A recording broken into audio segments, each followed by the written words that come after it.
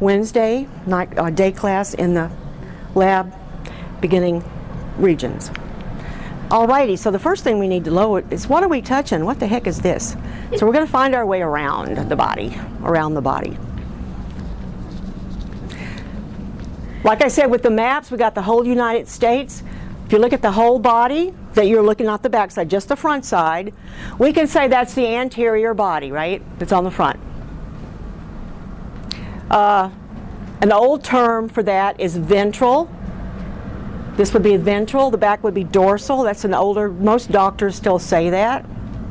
If we're looking at the way the skeleton is, we're going to have two divisions, front and back, rather than anterior, posterior.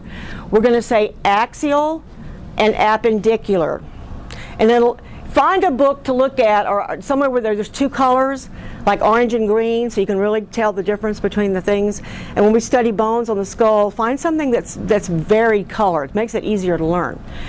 So trunk, torso, is head, neck, and trunk, or torso, right? We don't include the shoulder girdle, which is these two bones right here. We learned the name of that one yesterday. What's the name of that one? And what's the name of this one? You probably already knew it, right? Clavicle? Well, that's not included with the torso. If you think about it, it's sitting on the torso, isn't it? It sits there, okay? Your hip isn't part of your torso either. It's kind of hanging off the end of it. So that structure here is not included. It's simply what's along the spine, right? What's along the spine? You're saying axial is along the spine. Axial's along, it's head, neck, and trunk. Girdle, arm, leg, is appendicular. What does the word appendicular mean? You have a similar word, perpendicular. So it's kind of related because half the word's the same. Well, what's perpendicular? 90 degrees, right? An angle to something, 90 degrees. Appendicular means parallel. So your arms and your legs are hanging off and they're going in the same direction. It's parallel. So off to the side, but it's straight up and down, right? And that's mainly the way that we would divide the body up. But now if we want to be more specific, we could talk about the head, and the whole thing is called the skull. But what you're looking at right now is the facial subdivision. We're not going to go any smaller than that, but right there I would consider all of that area facial.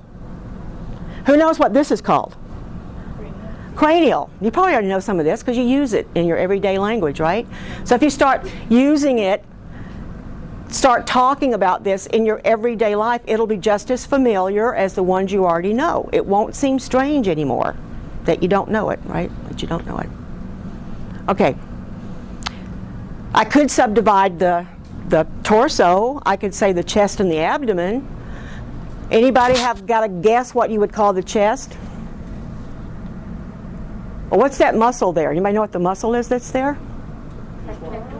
Pectoris, pectoralis major and minor. So kind of guess why it's named pectoralis. Because it's the pec area, right? That whole thing is the pectoralis area. Muscles usually are named for what they're over, usually. But the chest is the pectoris area. I could be more specific and just talk about the mammary region, right? More specific. I could talk about the nipple areolar. I could get really small, but the whole thing. And what is the abdomen called? It's a trick question. What's the abdomen called? The abdomen. It's a trick question.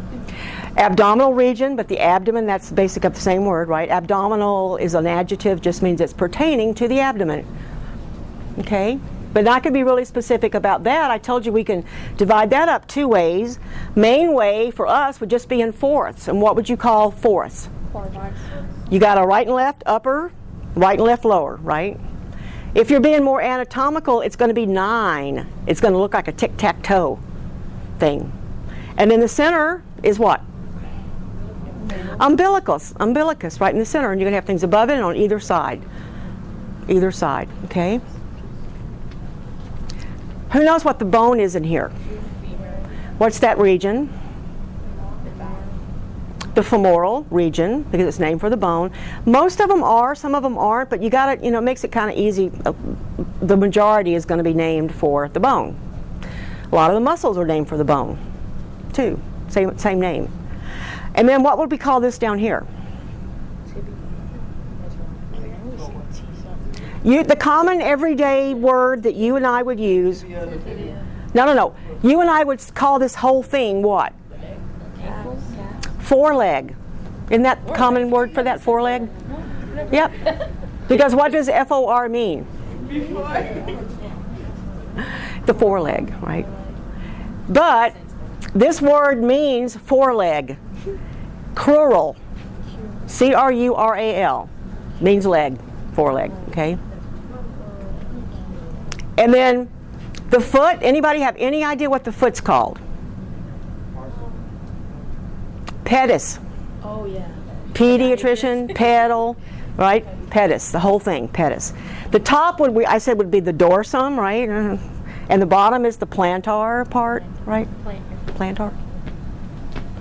Who knows what the kneecap is called? There's your patellar region, right? Patellar region, okay? The arm, now you and I would say brachii, and we would think the whole thing, because the definition of brachii is arm. But when you're talking medically, it's only to the elbow. This is the brachii, or brachial region, which means arm, but it's not the whole thing, okay? If that was foreleg, your forearm would be the common way to say it, but this is antebrachial. What does A-N-T-E mean? Something is antebellum. What does that mean? Before. It means before.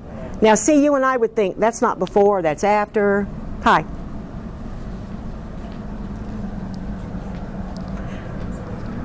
Just put all your stuff down. Put your phone on stun. And wash your hands for us. Okay. So if I see, these are called suffixes. Prefix. You got prefix and suffix. Those are the little modifiers to the word to tell you something about it, right? And if you see A-N-T-E on the beginning, that means before. But now, you think that it's not always the way you think. As far as I'm concerned, this is after. But they say before. Maybe they're counting from the hand, I don't know. Anybody know what the name is for the wrist? Carpal, very good. Okay. Then this part of the hand, just like the foot, is the dorsum of the hand. And this part, palmar, surface of the hand. The foot is dorsum and plantar. The hand is dorsum and palmar. Who knows what the whole thing is called? Your whole hand, what's the word for it? It's the name, the reason we're called human. How we got that name human. You know what it's called? Manus. And we're the only animal with this hand, so we are called humans. Species with hands, that's us. Manus. So the whole thing is a manus, but you got a dorsum and a palmar, right? Fingers are digits. They're digits. You have to be specific when you're talking about digits because you got them in the hand and in the foot. The same word goes for toes and fingers. So if I just say digit, that's not going to tell you a whole lot, right? You need more information. All right, and what we're going to do today a little bit is we're going to look at regions you have to learn, but we're going to do it every single day, so don't think, oh my God, I can't learn all this in one day, because you don't have to learn it in one day. But we can't really do exercises, and if I want to move somebody all around, I have to have them on the table and put my hands on them. So we're going to look at actions today and show you how to move an arm and a leg safely. Okay. Now, does anybody in here have herniations in their neck? Anybody have herniations in their back? Any surgeries or any health-related incident that might affect how you can move your body on the table? If you have restrictions in any way, you need to let us know, okay? Now, I told you that the most delicate part of the body is what? The neck. The region is the nuchal. Nuche is the word for neck. The first thing we're going to do before we start moving you around is make sure your neck is okay, all right? Now this is the only time I'd ever tell you to take that face cradle base off the table. So take it off the table, the little thing hanging out of the table, and just put it over there somewhere. Now people on the table, take their pillow out. Everybody scoot down so your head's hanging off the table like this. It's called hyperextension. Move back so that your head hangs down off the end of the table like this. Okay. Now just lay there with your head straight. Are you feeling dizzy?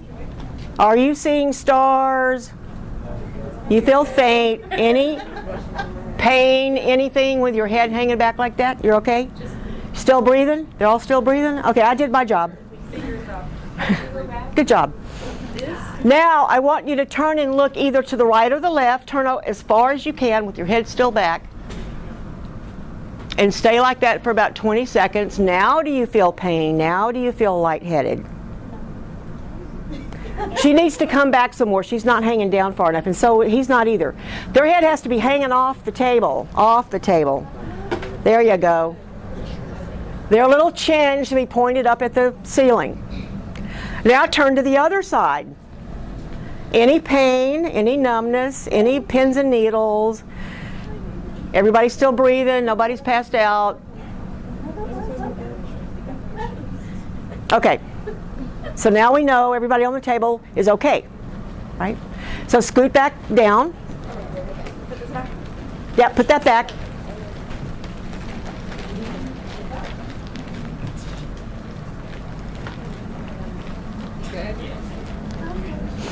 Hi, come on in and wash your hands. And don't forget to sign in. The book is right up there. The class starts at 10. Oh, on my schedule said 11.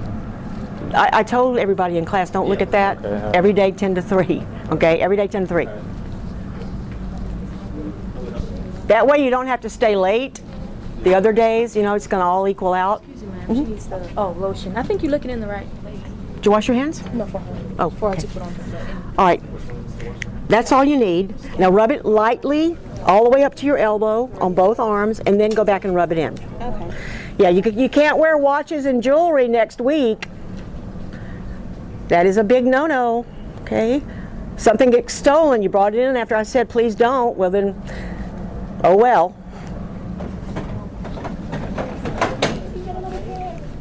And I can't tell you how many people, because they had to take their stuff off, they would go in the bathroom and take stuff off and leave it. They'd forget where it was, you know? They go in there and wash their hands and come back to class and the jewelry left in there.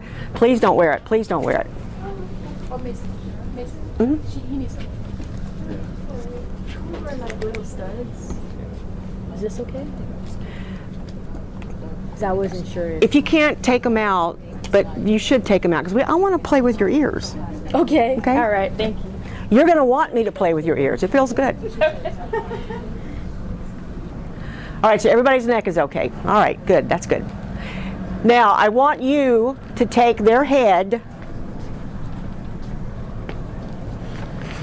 and bring it up as far as you can and wait, and then see if that bothers them. So just bring it up and see if that bothers them. If that hurts, they lose consciousness, whatever. All right, you pair up. Either one of you get on the table. Put the bolster under.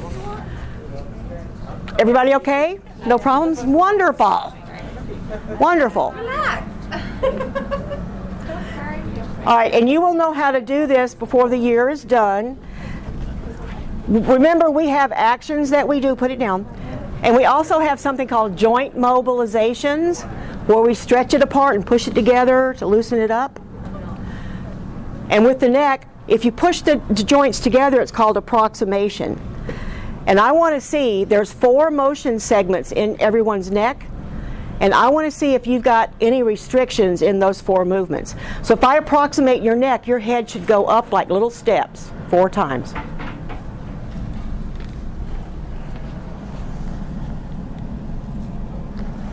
Little tight in the beginning.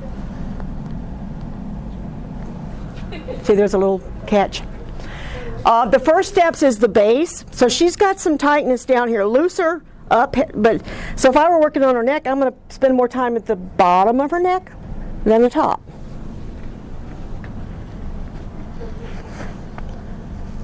No, don't help me. Oh. Don't help me. Just relax. I can't help myself. You're still helping. I'm trying not to. I really am. Okay.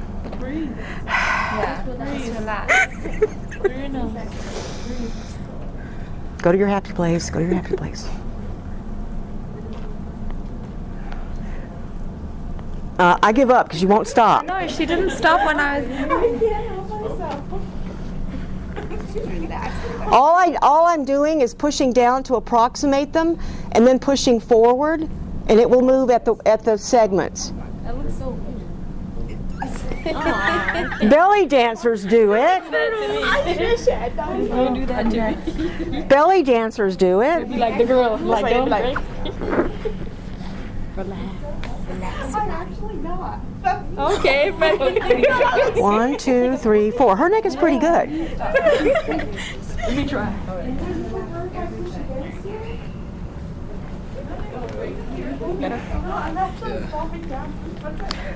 I'm just compressing the joints, and then with a little more, like a push, it'll move up.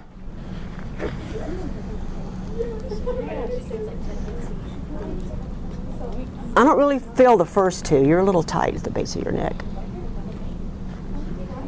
Yeah. Now, if you feel pain in any way, shape, or form when I do an approximation, that means I'm pinching a nerve. If I close them up and the nerve is out of place, it'll hurt. So if anybody feels pain when we do this, you need to go check it out, okay? Oh, wonderful.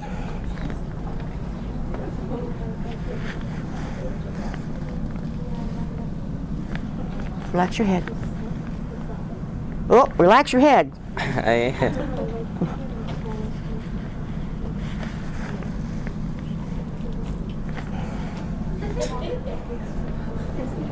I get a second turn. I feel so honored.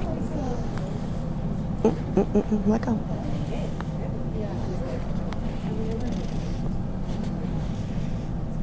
You need work. I need work. Oh, my head. It's tight. Yes.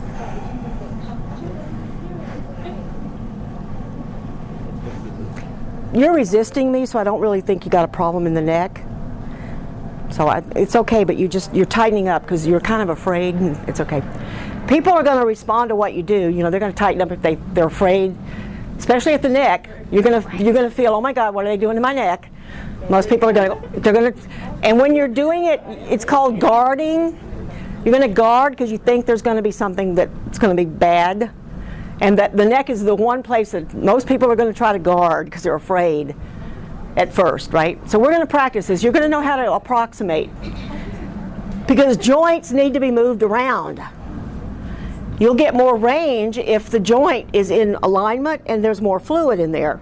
So there's two things we do. One's called joint mobs, joint mobilizations, and that's just lining it up and loosening up so that it can do the range of motion, right? Now, when we do range of motion, we have to move the limbs in a certain way. So the first thing we're going to learn is how to stand and what should be the right height of that table. The whole thing we're doing is to protect our back, right? My elbows at my side is going to protect my back and my shoulders, both. Everybody, open your base. What do you call this stance? It'll be your turn. You're going to be up. They're up first, then you're going to be up. What do we call this? Asymmetric. My feet are shoulder width apart. I don't want to ever see you stand with your feet that close together ever again the rest of your life. That wide.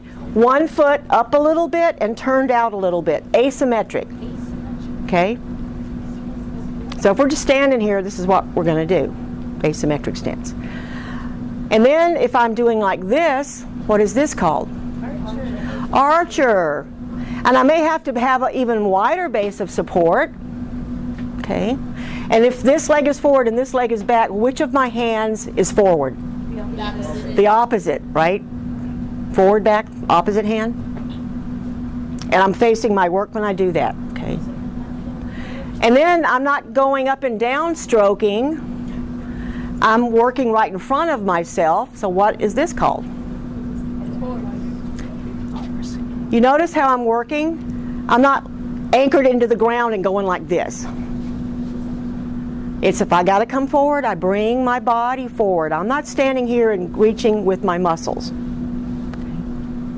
So if I'm working on your head at the head of the table, I may not have to do that. I'll just stand in asymmetric stance, right?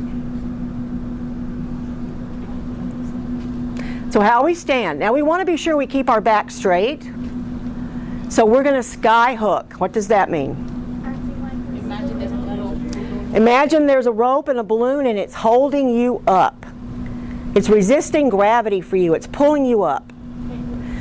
Your spine should elongate, your head should come back, and your shoulders should drop if you feel that something is pulling you up. Okay? What are you going to do with your pelvis? That means, don't stand like this, tuck it. Bring the top back a little bit. It's kind of a tummy crunch, you know? Think tummy crunch. Now if we do both of those, we can pretty well keep our back straight and protect it. Keep our back straight. That's what the mirrors are for, because as you start working, you think you're being straight. When you look in the mirror and your head's way down here and your shoulders up like that, you have to look at yourself. Because posture and movement are habits. You've gotten into the habit of moving this way. It takes about 28 days to break that habit and create a new way to walk and talk and move. So you have to be on top of it and aware of it all the time. And then after 28 days now, that feels normal. You got to start doing the old posture and you'll notice right away because it doesn't feel right anymore. Now it feels right to stand like that, right? It's okay. My head's not forward. It's not. So bring your shoulders back, let them drop, keep your head up. You can do all that with sky hooking. Keeping your center over the base is the tummy, the pelvic tilt. Okay. Posterior, you want to bring it back. When we're talking about tilting, we're talking about what's the top doing. Most people stand like this with it anteriorly tilted, right? What's going to happen to your abdomen? It's going to fall out. Your pelvis is like a bowl, and if I take a bowl and turn it forward like that, everything inside is going to fall out. And it's going to pull on my back, right? It's going to pull on my back. Most people's back pain is because of their abdominal muscles. Muscles are weak. Back hurts, right? My back hurts, and I tell you to get on the table supine. They're going to go, but how can you get to my back? It hurts. So, well, we're going to go to the source. We're not going to treat the symptoms. We're going to go to the source, okay? Especially if it's bilateral. Always ask them, does it hurt on both sides? Your stomach, right? All right, now we know how to stand. I want everybody to walk clockwise around your table. Let me see if you know how to walk clockwise. That's it. And as you walk around, look at the floor. So the first thing you're going to do before you work is you're going to look and walk and make sure that there's room, nothing is going to trip you, okay? And you know where the foot pedal is, so look under the table and make sure you know where it's at. So you don't have to stop the massage and pick the sheet up and walk around to try to find it. The person on the table is not going to be too happy if you do that. All right, now the next most important thing for your back is how high up should that table be. Now there's a couple of guidelines that you follow, but the guidelines are trying to get you to where the body part you're working on is right below your navel. So if I go like this to the body part, that's where it should be. Not lower, not higher, right there. Now some books are going to show you this, you know, half the height and all these weird little ways to figure it out. And the general guideline, if you don't have a hydraulic table, is if If the table brushes my knuckles, see, this is a little high for me. Oh. If I were, going to do it with just a table I can't adjust, it's a little too high. I need to bring it down just a little bit so my arm can be completely straight and I brush my knuckles. And then that will work for pretty much any body type unless it's a really extreme, bizarre, teeny weeny size or really, really big size. That's a general guideline that would work. But you have the ability to put that table exactly where it should be. You can move it. You can move it. So look at the body. You're going to have to maybe bring it up a little bit when you're on the legs, right? Doesn't have to be the same height. You might have to adjust it a little bit, but that's okay. That's why you got a foot pedal. So where does it have to be? Right below the navel. That's your hara too, right? Your center of gravity is right there too, about 2 inches into the body. That's your center. And that's where you want your work to be. Because your elbows are going to be where? At your side.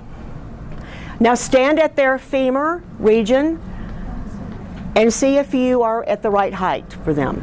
You need to come up. Put your hands on her leg. Stand here like this. Yeah. Drop your elbows, don't hang them up. That's perfect. So put your hands on her leg so I can see. Okay. That's good. That's good. A little bit up, just a little bit up. So if I stand there, my shoulders are relaxed and my elbows down, my shoulders are dropped, and what I'm working on is right in front of me. And we're going to use this guideline when we're sitting down too. If I'm doing reflexology, I want those feet right here. I don't want to have to reach up for them. I don't want to have to bend over for them. I want to put them right there. So this is where I want to work. If I'm sitting on a stool, I'm still going to sky hook. I'm still going to pelvic tilt. And I'm going to keep both my feet on the ground, not my foot hooked up on the little rim, so that I'm stable. And if I need to move, I don't twist my back. I just move the stool, right? I'm on wheels. I don't have to bend my back at all.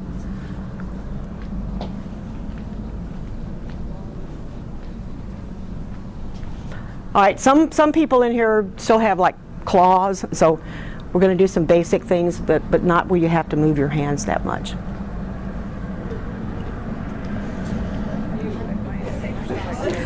All right, this will work better if we're all on the same side of the table, so everybody stand on the right side of the client. If you want to know what's the right place to be when you're working for energy and everything else, just remember your left hand should be superior.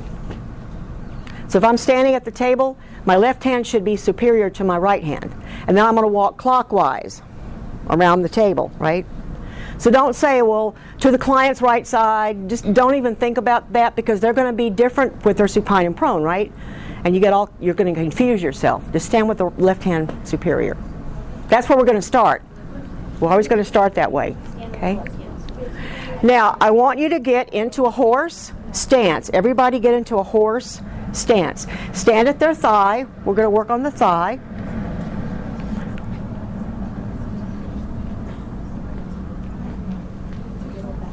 And you're still not symmetrical. Even though you're in a horse, you still want to have one foot a little higher than the other, just a little bit. Because when I rock, and then I want you to do this. Don't move your arms. Bend your knee and come forward. One knee and then the other. It's a forward movement. I'm bringing my body forward, not side to side, not side to side, forward. Here, let me show you. Stand here at her thigh like this and come forward, come forward, come forward. It's like a swivel, right? Yeah, but it's not, I'm not going like this, side to side. I'm coming forward. So your horse, you don't want to look like this. I'm not going side to side with my horse. I'm coming forward, forward, forward. So my shoulder turns towards the table, toward the table. That's what it should look like. Not this, not swaying back and forth. Okay, because what you're trying to do is work into the whatever you're working on. And you want to be able to do that by bringing your shoulder forward, not your muscle. You're not going to reach forward and work like this. If I have to go forward, I bring my shoulder, so my elbows are at my side. Always, always, always, okay? So that's the horse. It's a forward movement. Just remember, when I'm standing like this, my shoulder has to come forward. Think about, where's my shoulders? Are they turning towards the table? Then I'm doing it right. If they turn towards the table, that's a horse. Now get into the archer. And face their head. Stand cephalward towards the head. Cephal is another word for head, C-E-P-H-A-L, ceph. Like you get a test, it's an encephalogram, right? You have hydrocephalus because you got water on the brain. Turn towards the head, okay? So which leg should be back?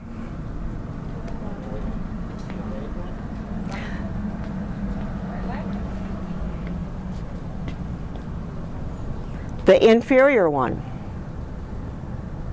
I want to be turned towards the table. Stand this way. I have to twist, right? So the leg closest to the table would be the medial side, right? Take a step forward. Leave that leg there and just take a step forward. So turn facing their head. You're still sideways. Completely like that. Okay. Now, you're going to leave that leg right there. Step forward with that leg.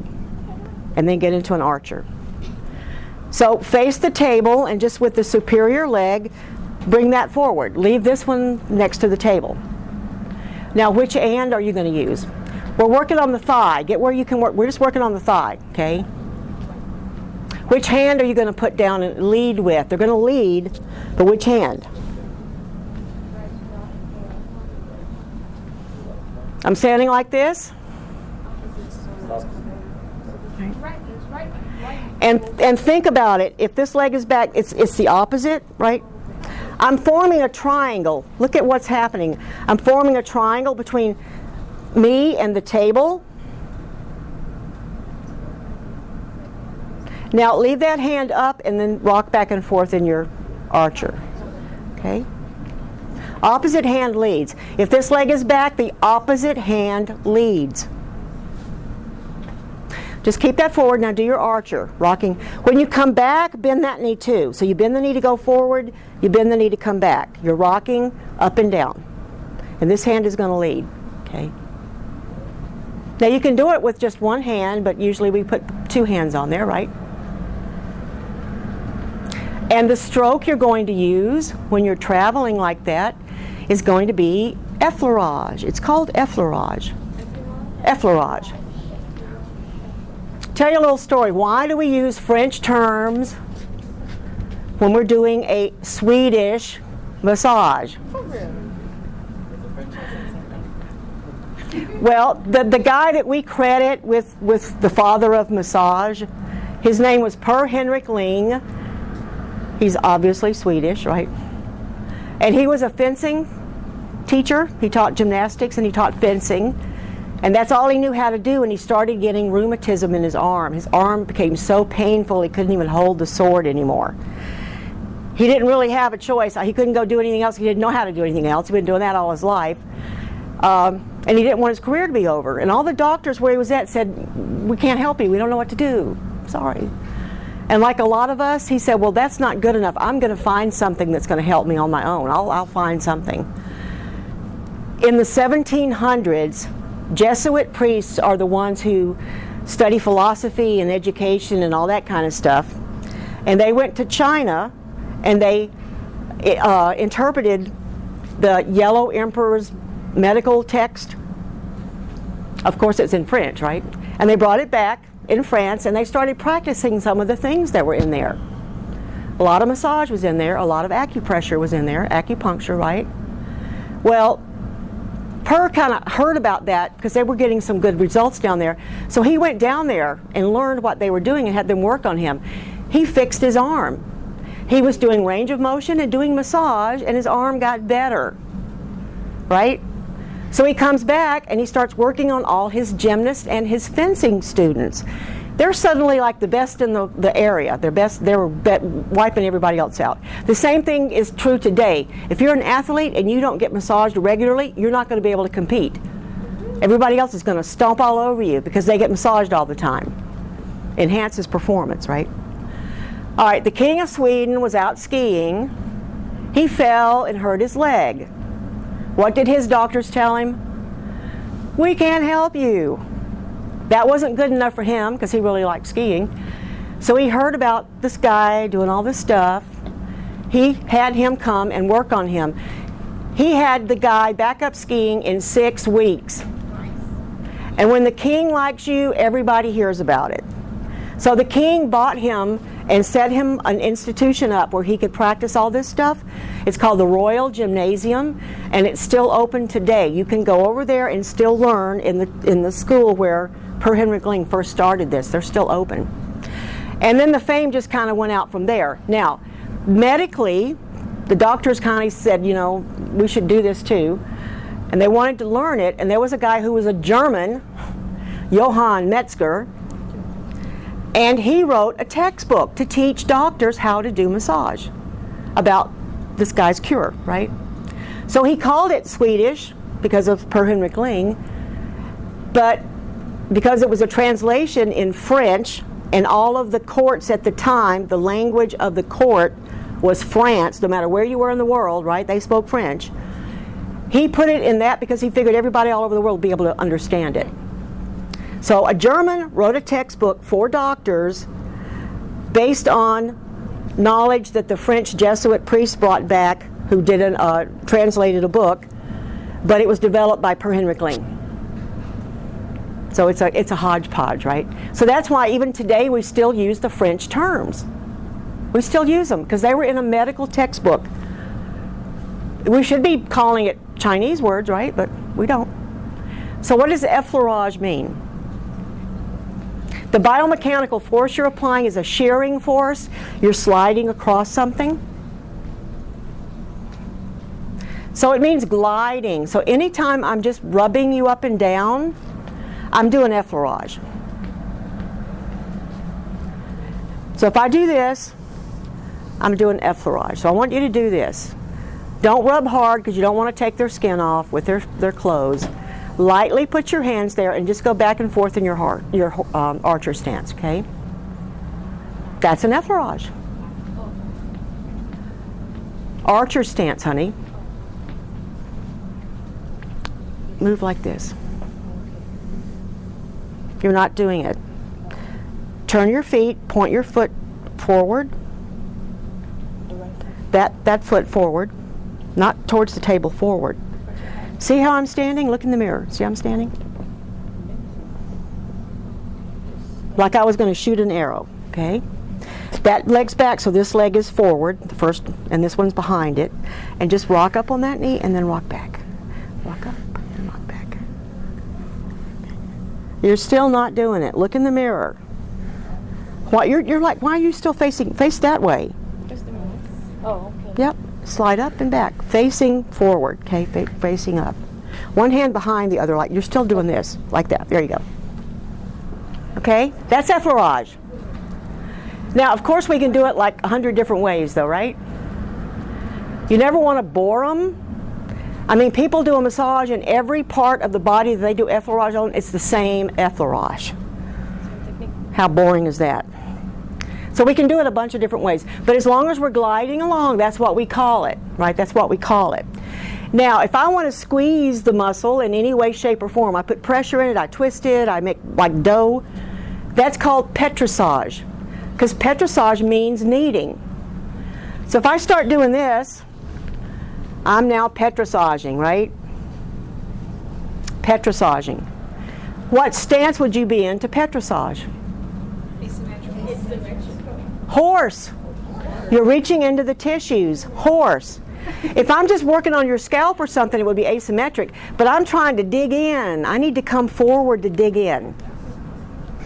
So turn towards the person with your legs apart, still asymmetric. Don't lock your knees, and you're going to reach forward with one hand and reach forward with the other. Because I want to really get in. I want to get into that muscle, so I need to come forward to do it. But I'm not going to take my elbows away from my side to do it because I don't have to. Yep. Now, do I always have both hands? No, you can do all of these 100 different ways. 100 different ways. But if I'm doing this, I'm petrissaging, right? I'm squeezing. Now you can use one hand, you can use two hands, you can do it in a circular motion, you can alternate them, you can do it a lot of different ways. Broadening and lifting are the two we use in sports massage a lot. Those are called pressure petrassages. Lifting is just what it sounds like. Lift, lift, lift. Or lift, lift, lift. As long as I'm squeezing it and picking it up, it's a lift. This just makes it easy.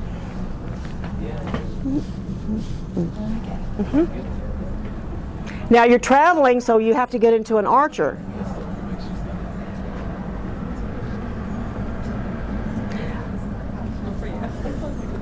If you're pulling it away from the bone, you're lifting. Okay? The opposite is called broadening. Broadening is used a lot because it's helping to open up the fibers of the muscle. So if I push down and spread it apart, and I'm squeezing it from the sides instead of the top, that's broadening. Pull it apart, okay? So effleurage, you've got a lot of different ways to do it. You can do raking, which just means you use your fingers. You can go one after the other. You can do shingles. You can make it different. Where should I go? Like how high? Oh, we're gonna say that now. Okay. Don't even be on. Yeah, don't go too high. Yeah. Now, we have something called endangerment sites on the body. Do anybody remember what an endangerment site is? Why are the kidneys an endangerment site? You can injure. There can be an injury there. This is also because of privacy, and if I'm doing therapy, of course I'm going to be in there. If I have a reason to be in there, you got an injury. But it's called the femoral triangle. And the inner thigh, it's not halfway down, it's just a third of the way down. That little triangle right there, we don't go in there. The femoral nerve is there, the femoral artery and all that, so it is an endangerment site. But if you come across down just a third, up on either side of the thigh, don't go in the middle. So I can come all the way up to the hip if I'm out here, but I can't go any higher than that on the inside. Okay? So I can start down here, but then I got to stop this hand, right? I can go all the way up, but I can only go up to right there on the inside of the thigh. Oh, really? So it's a little. So it's just like that. It's just the upper third. It's a little triangle. Yeah. Okay. So up to here. Think of a little triangle like that. So I can't go any higher than that. Okay. It's not halfway, it's the upper third. Yeah. Okay? I can still work on the top, it's just the inner thigh. After the knee. The inner thigh? Like a hand off the knee. Yeah. So here to here, I don't go any higher than that. Okay. And I don't come into this area. There's a triangle. So I need to work on her stomach. I'm not putting my hands right there. Even on a guy, especially on a guy. Don't put your hands right there. So it's sort of about the knee. It's here, a third of the way. It's not halfway, it's a third. And we're going to come up like this and go across. So I'm not going to touch anybody right there either. Yeah. So below the navel, don't touch them. I can tuck and do everything I need to do without putting my hands on your lower abdomen. Across, down, there's your triangle. I don't touch up above that, and I don't touch in the middle there, okay? Danger, danger, Will Robinson. The top, the triangle, okay? So I don't go in there. Yep, down about right there. Now, when they take their clothes off, and most people you can see it. You can act, if you really want to see it, get an old picture of Arnold Schwarzenegger. His stands out. You can see it. Would that be the same for lymphatic massage? Like, No. no. Totally, okay. Yeah. If they have a groin injury, then obviously. If you got a reason to be in there, therapeutic reason to be in there, you will be in there. But for us doing this type of massage, we don't want to give them the wrong idea, okay? I don't have a reason to be in there, so I'm not going to be in there. But the bum's okay, right? Because I've definitely had like... All right, you can work on the glutes. These are your gluteal muscles, your buttocks. But you have to ask permission. I can't just start moving on your cheeky without knowing that I can do it. And we're going to touch it in a certain way too. We're not going to do a lot of finger work in there, but, all right, because I don't have to. I can use fists, I don't have to. And I don't have to touch the skin directly. I know you'll see people on the internet that like they even roll it up in the cleft, you know, or even push it to the other cheek and you can see the cleft. We're not going to do that. So is it the same triangle on the back for like the inner thigh? Yeah, because it's just the inner thigh. Inner thigh. But no, I can, the back, it's not like the abdomen. The hamstrings, the back of the When they're anterior, it's the abdominal, lower abdominal region that you have to be careful of. I can work on your sacrum. If they're prone, I can go there. On the back, we call it the dimples. We pull it down, we work where the dimples are, but we don't work on the cleft. I can work everywhere else, but I have to have permission. You can't just start working on them without them saying it's okay. Now here, this is the hip. I don't have to have permission for the hip. I can come all the way up, okay? The whole side right here is called the flank. Your flank, I can come up here. It's all right. But as soon as I come back here, I got to have permission. Now the back of the thigh, I can work everywhere except that little triangle in the middle, okay? It applies to the back too. It's the inner thigh. Just think of the upper third of the inner thigh. I can't work there. They got a therapeutic reason, yeah, but I'm going to position them in a different way where they don't feel invaded at all. What about the middle third? What do you mean? Right there, is that considered inner? Like in your piriformis area? When you turn over, I'll show you. I can work there if I've got permission. I'm just not going to do it on your bare skin. Okay?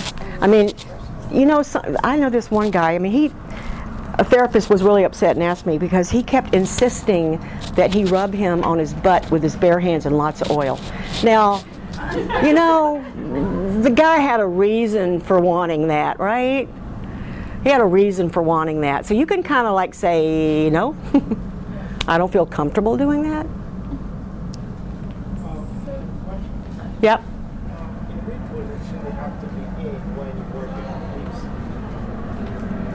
You can work her hip like that. You can work her hip when she's prone. You can work her hip when she's side lying. You go here, you got to have permission. But I can work on this in all three positions, as long as it's okay. Right? If I have a therapy reason to be in that femoral triangle, I will be in that femoral triangle. But I'm going to position them in such a way that they don't feel I'm reaching into their crotch. Okay? If you're working on a guy, you say, you know, hold the family jewels out of the way, okay? I'm going to be working on your inner thigh. So while we're on the subject, and I don't mean to like bring it back. That's okay. To this, but you know, yesterday you said that you had that bad experience where you went to the house and the guys turned over. But have you ever had that where they're embarrassed and it's just the fact that they're being touched, or? All right, when we read your book, all right, it's a natural response for a man to have an erection to a massage. Don't take credit for it. And if you ignore it, it will go away. So we're going to do something called a visual shield. Lots of wrinkles. So if it happens, I don't know about it. We're not going to pull that sheet flat and tight across a guy, okay? But don't think that something is going on, because it's a natural reaction to the relaxation response, okay? And if you ignore it, it'll go away and they won't be embarrassed, neither will you. And if you don't like pull a sheet where they pitch a tent, and then you know it and they know it, then you're embarrassed and so are they. And they didn't really have that intention in their brain at all. Now they're embarrassed. So we're going to make sure we don't get embarrassed. We're just going to leave lots of folds in the sheet around the groin area, okay, for guys. All right, so it's not, yeah. Okay. After lunch, we're going to switch partners. You're going to be up and they're going to be down. So we looked at the stance. We made sure your neck was okay. When we move around the table, it's going to feel different because on the other side of the table, you're having to lead with your left hand. So you've got to get good at it. You've got to do a lot of things at home to practice so that you can work even with even strength, leading with your right or your left hand, okay?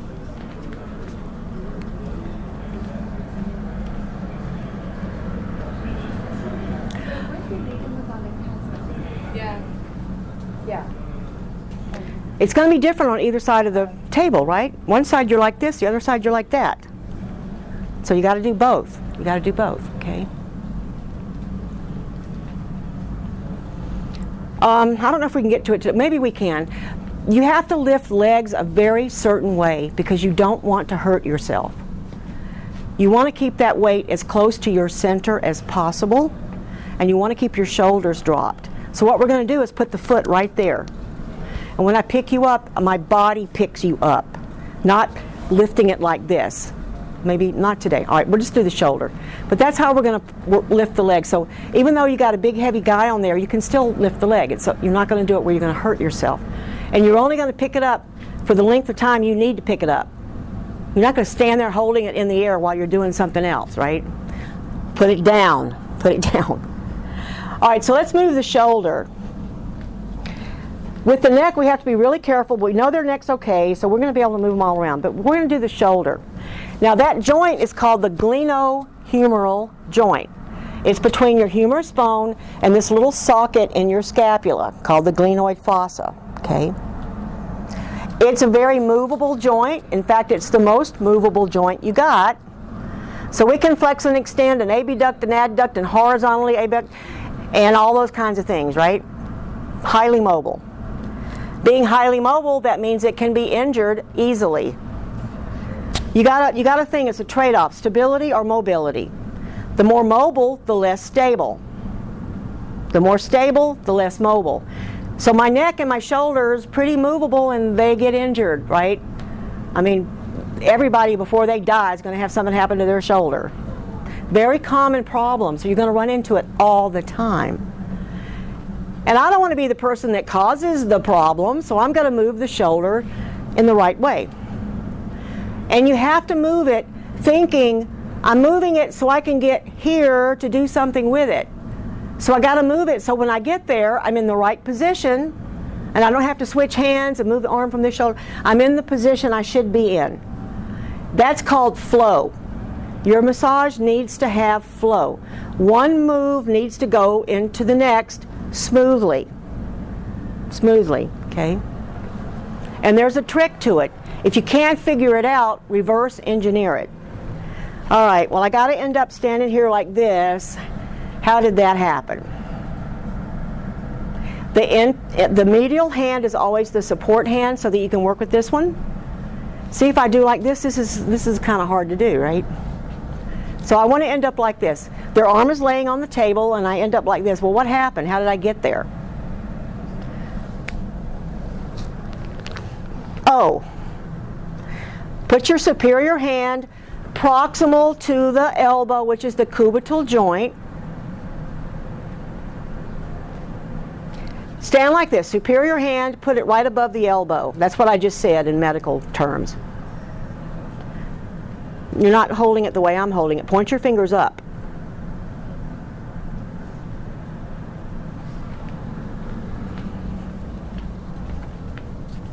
Stand here. Okay, put it like that. Okay. When we move limbs, we hold the joints, but not right on the joint. We don't squeeze them and hurt them. So I'm going to pick her wrist up, not squeezing, right above it, just loosely. And all I'm going to do is walk up and lay it over my arm. It's a very simple move. Now you notice where the hand is? It's always on the outside. Never put it in here, because now they're going to think that it's okay to give you a little touchy-feely, little squeeze. It's always on the outside. Plus, I don't want to get oil on my clothes. I got oil all over their arm. And I can hold it like this all day because it's just resting on my forearm, right? That's true. My elbow's down, it's at my side, I'm just resting. So now I can stroke all the way down, in fact, right? Work the back of the arm, the top of the arm, and it's supported. Now, how did I do that? Hold the wrist. Just lay it back down. Okay? Very simple. Now, I want you to watch what I did with my feet, though. You need to learn to do this. Don't walk with your feet in front. You're going to walk with your feet behind. Because if I do this, it feels smooth. You notice my shoulders don't go up and down. So when you're in the grocery store, you got to be doing this too. because you got to be able to do it both ways. That makes your movement smooth. So either side of the table, I got to do it one direction and the other, right? But see, when I pick her arm up, my leg went back, not in front. Okay, and then when I go down, it goes behind, and I put her back down. You're learning to dance. It's a dance, right? It's a dance. Okay. Now that action was called what? This action? What happened at her shoulder? I went like this. What's that called? I went like this. What's it called? Keep saying, keep saying. What's the other one? What's the other one? Not abduction. No, flexion. Flexion. If you're going, Oh, because it's yeah, you're going straight in front, it's flexion. Because we talk about, most of the terms we use are based on a cadaver. Anatomy means after the cut, based on a cadaver, okay? So if I cut the body straight on, and I got right and left halves, that's called sagittal. I'm going to have flexion and extension going forward, right? There's that move, sagittal. Now, if I cut you from the side and I've got an anterior and a posterior to your body, I'm coming out this way. Transverse, I pretend there's something in there I turn on. I pretend. So if I'm doing this action, I'm flexing the shoulder. So do that. That's a flexion, right? Putting it back is called what? Extension. Now what if I don't want to be mechanical? Because I'm not a PT, I'm a massage therapist. I don't move like a robot. I got style. What if I wanted to start this, but then I don't want to put it back the same way. I want to bring it around like this. I make a big circle with it. How did I bring it back down? What is that action called? Coming down from the side. Adduction. So I don't have to do flex and extend. I can mix it up. It's okay. I could start with abduction and come back in extension. Right? I could. So if I bring her arm out, what was that movement? abduction. Abduction. I can put it back the same way, right? Add. Or I can mix it up. AB extension. Right? Mix it up. But you got to hold the arm in the right way. We support the joints. We always do. And we keep it close to our body, so we're holding heavy things like this. Never in front, never on the side. You're always going to hold it like this. And if you can't figure it out, I want to end up here and I start there, get where you want to go, and then walk back to where you start. And then you can reverse engineer it. Reverse engineer it, okay? Hand is always on the outside of the arm. You never want them touching you. Too intimate, and you don't want to get oil on your clothes either, right? Too intimate, okay? So that's the shoulder. This is called horizontal what? If I go like this, it's horizontal what? Going to the body. Medial. Adduction. I start in the frontal plane, so I'm going to call it adduction. And if I go back, AB, but I'm at 90, so we call it horizontal. It's a particular move that your shoulder can do. Horizontal adduction, horizontal abduction. And then I can add a nice little stretch to that since I'm over here, right? Now, it's always going to be a particular hand you use. And when you learn massage, you don't want to be a cookie cutter. You got this whole thing programmed into you. But you've got to have things programmed in so you don't have to think about them. Remember when you first learned to ride a bike? How hard that was to get that balance and all these different things you had to do at the same time to keep yourself up? Do you have to think about that now? Get on a bike and you go, right? It's called muscle memory. It doesn't happen in the muscles, but in the brain there's a pattern of movement. If you put it in there, the brain will remember it. And certain things you don't want to slow you down when you're doing a massage, and knowing which hand to use and where to position yourself has to get in there like riding a bike. You got to know it before you move. If I reach across the body, it's always the inferior hand that does it. I come like that, I hit them in the nose.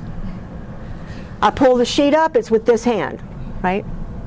On both sides of the table, so you got to practice with both, okay? If I take her arm across her body, it's not this hand. If I do it like this, I hit her in the nose. It's this one. It keeps it off their face, right? Keeps it off their face. Now I got to switch hands to go back so it's still the inferior hand. So I can pick that arm up and move it all over the place and do all these nice things to it, but I have to do it in a certain way so it's safe. And it doesn't hurt my back. I don't want to work for a couple of years and that's it because I've destroyed myself. I didn't move right. I didn't hold things right. Now I can't do anything because my shoulder's shot. You don't want that to happen, okay? Now, the scapula does a couple of moves. So if I just pull the arm straight up, the scapula moved away from the spine. That's called protraction. Notice where I'm holding her. I'm not squeezing her bones. I got her right here. Lift it up. Protraction, right? A little bit of, it's better if they turn over for reach, I can do it like this too. Not, you don't get as much movement, but you can, okay? You can't really do retraction in this position because I can't shove her scapula back against her spine. And then if I do this, what am I doing to the shoulder? It's rotating. Don't look at the elbow. Doesn't matter what the hand and the look at the shoulder. It's rotating. And that feels good. That's a nice little, just throw it back and forth, right? Now I want to make sure that she relaxes and stops helping me. Okay, I'm gonna throw it. Keep your hands right below, distal to the elbow. Keep them close and keep the arm just swinging back and forth between your hands. You relax. They will let go.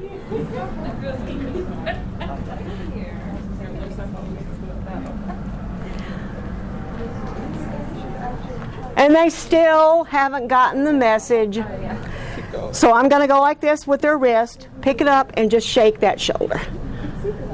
Shake it all over the place, move it back and forth, because I want them to let go, let go. And if they don't, some people you let go and the arm is still like this. Don't ever say the word relax. They thought they were. You just confused them. That doesn't relate. Relax doesn't have any point of reference to them. They thought they were. Let your arm go heavy. It would fall to the floor if I weren't holding it. They can visualize that. They can relate to that. Okay? Let your arm go heavy. How does it go heavy? You let go. You let go. Okay? So Swedish is scientific because I want to move that joint all around because I want to loosen it up. But it also should feel good. It should have style and smoothness because now you're engaging another part of the brain that you need to engage. It has to be in those alpha brain waves for growth hormone to release so they can start healing. The body can start going into that recovery mode, and that's where we want them to be. And if I get the little inner ear thing going and I start making the body rock at what beat? Heartbeat. The heartbeat, everything's going to synchronize and they're just going to go where you want them to go. Right? That's where you want them to go. So would you be moving the joint to that beat? If you were, like now we were tossing the arm, would you be doing that one? Of course. You don't want to be boring in your work, but think about music. Music will have a basic rhythm to it, but it's constantly going up and down and coming back to that basic rhythm, right? So if you just do this for an hour, that kind of would be boring. But I can go a little faster, but that underlying beat is always the heartbeat, always the heartbeat. And I try to make them rock through the whole thing. I try to get the body moving through the whole thing. You want to put tension on it, and you want to put a rock in it. Pull and rock, okay? So that's the shoulder. Now I could add a little bit of therapy to it just by bringing it down and stretching them out when I get them up here. And I'm going to be assessing the whole time I'm working, so my touch is telling me something about them. If I bring them up like that and they can't even touch the table, those muscles are too tight, right? Which ones we'll not learn label. Or the elbow won't straighten out. The arm is like this, and that's as far as it goes. That tells me that person has problems. If I can't do a stretch and press down, they don't have enough length in the muscle to let me do that. That tells me I got to work on that, right? I got to do something about it. But add a stretch to it. You can also add a stretch here, but you got to hold both joints. You can't just pull them like this. How's that feel? It's like this, okay? And this doesn't feel as good as the body doing it. But you got to hold both. So don't grab the hand and, or, you know, like this, because that doesn't feel good. So that's the shoulder. Not too bad, right? But we got to hold it properly. How do you hold it properly? Both joints. How do I do it where it doesn't hurt me? Support the weight with gravity, which means my elbows are at my side. And whenever I move to put myself into a position. I got to know which hands to use for what, so that when I get there, I'm in the right position. If you're just learning to do this to the shoulder, it doesn't matter. But when they're on the table, I do this because when I get up there, I'm planning on doing something else, right? So and it feels, it breaks up the flow and the continuity when you got to stop and switch hands. You know, maybe you drop them in the process. You drop the arm. Don't say, "Oops, I'm sorry." Maybe shake it a little bit like you meant to do that. Drop it again, just in case. All right, we'll save the neck for last. The elbow is pretty simple. It goes up and down.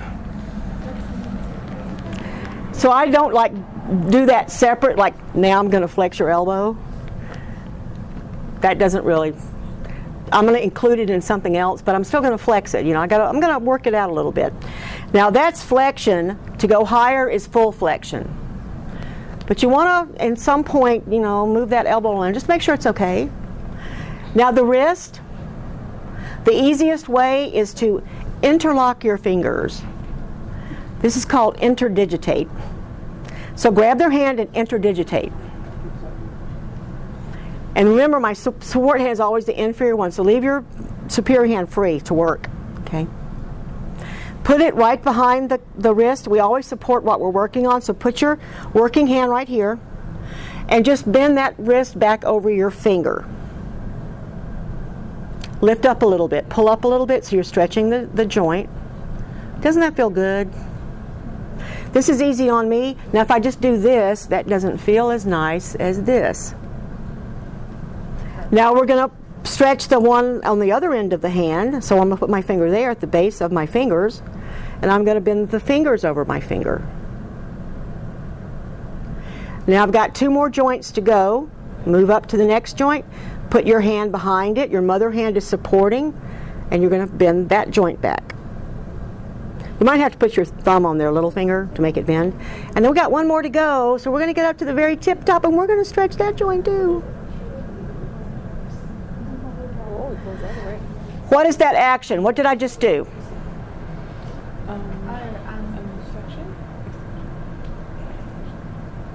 If you bend them back, what is that action called? This is flexion, that's extension. And if I bend them back, it's hyperextension. We're like this all day long. We don't really need to do a bunch of flexion for the hand. It's had all the flexion it can bear. We got to open it up. So do a lot of opening up movements with your massage, right? And the easiest way to work the fingers is to hold them with your fingers. Hold them with yours, okay? Now if I want to move the wrist around, I can move the whole thing in circumduction. If I bring it forward, that's flexion. If I bring it back, that's hyperextension.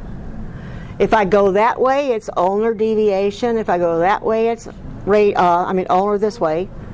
Radial that way. Or I can just make a big circle and do all of them at once, and that's called circumduction. And don't do it all the time in one way. Mix it up so they don't try to help you. You know, they start picking their fingers up for you. That's not good. Don't let them know what you're going to do next, because they're going to try to help you. Move it all around, but you need to stretch it out. They're massage therapists. Ooh, crunchy. Double jointed. All right, something's going on in there with your tendons. Or you can just pull like this. This is a good stretch too. Just work your way down. Go all the way to the end, okay? Now the thumb is special. We'll come back to the thumb. You got to pay attention to the thumb, especially if it's a massage therapist on your table. Be sure that you don't ignore the thumb. Stretch it out. Okay. If you want a paper towel, I'll give you a paper towel so that you don't have to touch the shoe. You want a paper towel? Or Kleenex, it doesn't matter.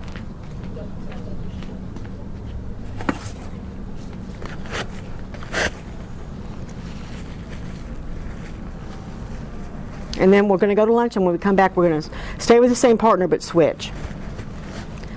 I don't want to touch the shoe. That's okay. If you're out at a sporting event, they're not going to take their shoes off for you. You got to learn to do this with a shoe on there, okay? Put it right here on your forearm. Push forward, bend the knee, and pick it up. I didn't even have to use my hand. My hand is over here, okay? Where's my elbow? At my side, so that doesn't even feel heavy.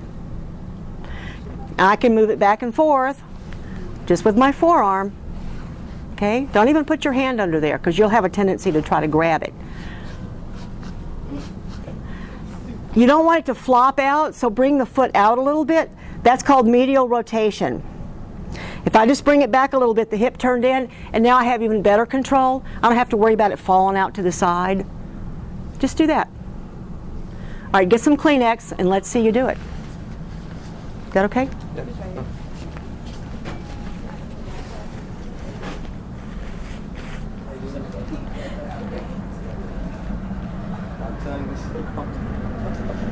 Now you might want to bring the table up a little bit to put it up to where it should be. You might want to, you don't have to, but you might want to.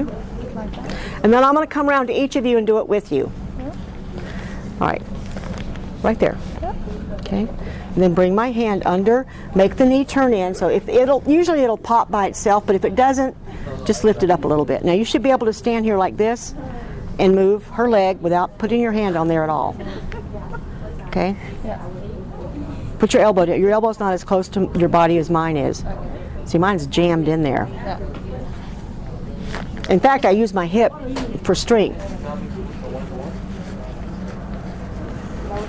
All right, let's do this together. Put it on the shoe. Just put it on the shoe. Okay? Put it right there. And then turn the knee in and just walk up with it. Drop your elbow. It should be, see it, mine's up against my, the foot's, yeah. Bring the foot forward a little bit. Turn. Drop, yeah. Your elbow has to be able to push into your side. Okay. So when I move it, my arm doesn't leave my side, okay? And if you want to keep it a little straighter, this hand is just to guide it. You don't really use that either. This is the effortless way to move that leg. That feel okay? Yeah. All right, let me do it once. You guys can come down and watch, and then I'll come to you, so you'll get to see it a couple of times. Put it right there. Okay? Smile. Bring it out a little bit so the knee turns in. And now I'm holding his leg without even using my hands. And if I want to move the leg up and down, I don't have to use any strength out of my shoulders. It's simply gravity that's working his leg. Okay? Put it down, and you're done. It needs to be right there. You need to keep that elbow jammed into your side. So where would the foot be? Yep. Right there. Okay. Pop the knee up and walk up. And then you can just move it up and down, move it up and down. Your elbow's not at your side, it's up in the air. Drop it. You've got it up like that. You're like this, trying to hold that leg. That hurts. It hurts me to just watch you. Drop it. It's dropped. Might Okay. as well just drop. Put it against your body. Okay. Because if I need extra force, I have to use my elbow into my hip. Yeah. a really big heavy leg, I'm going to have to really use my torso too to get it up. But I shouldn't feel anything in my back when I do this, okay? And just drop it.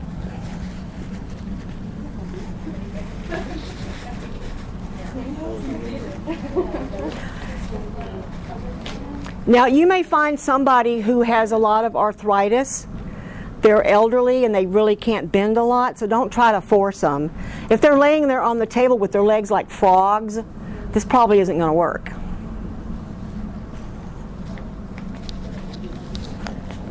Right there. Turn that way, get into a horse, kick it up, and walk it up. You're too far down on your forearm. Higher. See where I'm at? The arch of his foot is in my arm. You've just got the ball of the foot. Like that? You need to move down to the center of his foot. There you go. And then go up and down with it. Up and down with it. Does hers feel like mine? Do it again? Yeah. Okay. Their foot has to be right here. The middle, you start with it, because the top is going to be here, but it's the arch of their foot. You're in the middle of their foot. Okay, the arch. It has to be in the middle of your leg. Yeah, and it's right here in the middle of your forearm. So when you move, you can move the whole foot. And you don't want to do it like this, because that hurts. That's hard to do. Face forward, face up to put the foot in there, okay? Don't put, put it on the shoe, not your arm. Just put the shoe, okay? Put that arch of their foot right there where your elbow is, okay? I don't even bring it up away from my body to pick the foot up. It's against my side. Maybe bend the knee just to pop it up, and there you go. This is to steer with. You're not doing anything with it. Bring the foot down a little bit more so you're more on the arch of the foot. Yeah. Does it feel the same? Yeah. Okay. Put it down.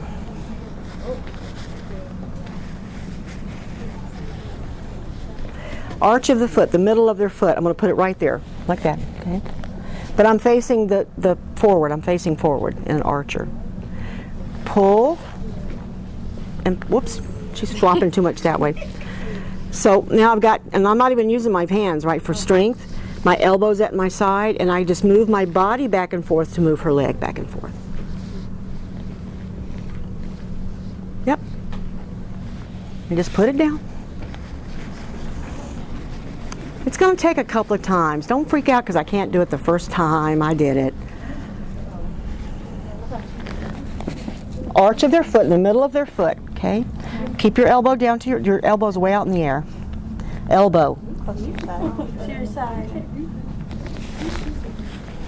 That, come a little closer. There you go. Okay. Bend the knee up a little bit and just walk that leg up. Is that hand staying relaxed? The one that the forearm is resting the foot on? Is that hand relaxed? Yeah. And if I want to do even, more of a stretch, I'm just going to come up with it and put it back. Do we do yours? Yeah. Okay, do yours? No. No. One more foot, then we can go to lunch. If we've done your foot, you can go to lunch. This first week you can take an hour. Next week you can't, but this week you can take an hour.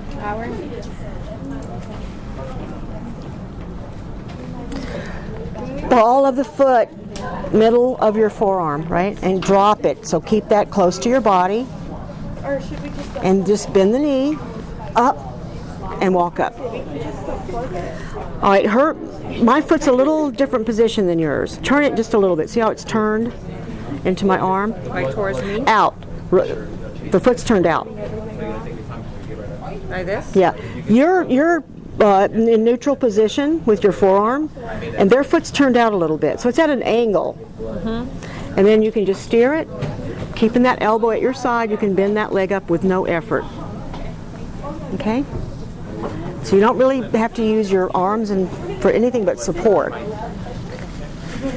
Yes, please, I have to go to a medical appointment. I need the stuff from the fridge. Okay, I'll go get it. Wash your hands. Wash your hands.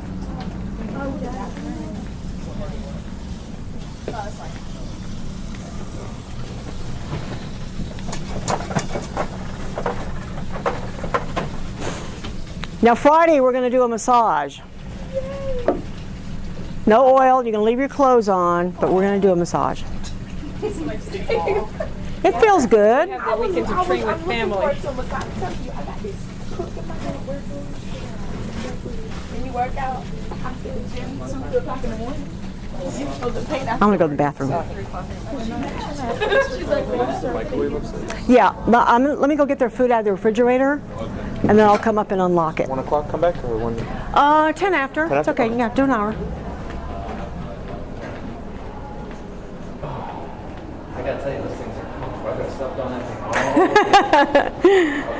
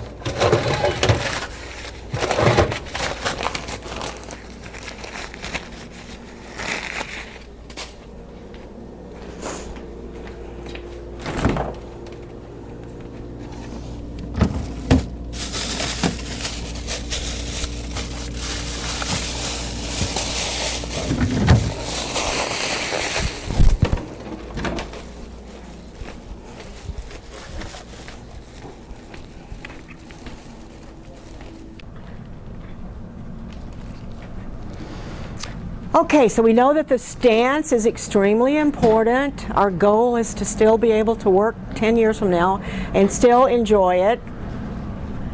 Like any fine-tuned athlete, we have to practice, practice, practice. All right, check your space. Walk around and make sure that everything is out of the way. Ask them if they want the table warmer on, if they want to stay warm. Would you like the table warmer? No, I'm okay.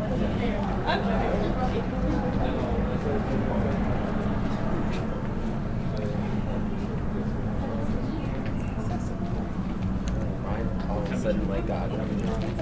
All right, the first thing we're going to do is check our stance. How are we going to stand? How do you want us to stand? I want you to stand so that your back doesn't get broke. That's how I want you to stand. So first thing we're going to do is we're going to straighten our spine. So we're going to pretend there's a balloon up there and there's a rope attached to our head, and it's going to pull us up. Pulls us straight up in the air. Your head should come back and your shoulders should drop. We're going to make sure the weight of the body is over our point of balance, our center of gravity, our hara. So we're going to tuck our pelvis. That means you go tuck. Top goes back, bottom comes forward. Posterior tuck. Okay? And we're going to keep our feet how wide apart? Shoulder width. Even more. This gives us a nice solid base. And they're not even. One is a little forward and turned out a little bit. And you're going to rock your weight from foot to foot. And every now and then you're going to switch feet and do with the other one, right? Then when we move around the table, we're going to do it in a certain way. First of all, we're always going to step backwards. Like, do crabs walk like this? I think they do. So we got to practice that. That's, practice it. And when we're standing at the table, if we're standing at the head and we're working on the scalp, or maybe on the feet, we're going to be asymmetric, right? But if we're having to do something, grab things, and move it, we're going to have to go to what stance? Archer. Grab things and Squeeze them. Horse stance. So they're still shoulder width apart and uneven. One's a little forward. But now we're going to turn our shoulder towards the table, because we never let our elbows go away from our body if we don't have to do it. That protects our back. And then walk to the other foot. And we're not swaying back and forth. We're coming forward and forward and forward. Bend the knee, bend the knee, bend the knee. Do it with me. Forward, forward. You're doing this. Don't do that, okay? Forward, forward, forward, forward. Don't turn all the way to one side or another. It's just to get your shoulder. That's okay. You'll learn. We just want to be able to reach into those tissues and squeeze them. Forgot to lock the door. I'm going to go lock it. Oh, thank you, thank you, thank you. Okay? Now, if we want to travel, if we're moving up and down, we're going to have to stand a special way.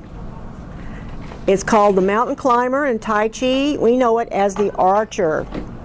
It's also to protect our back, right?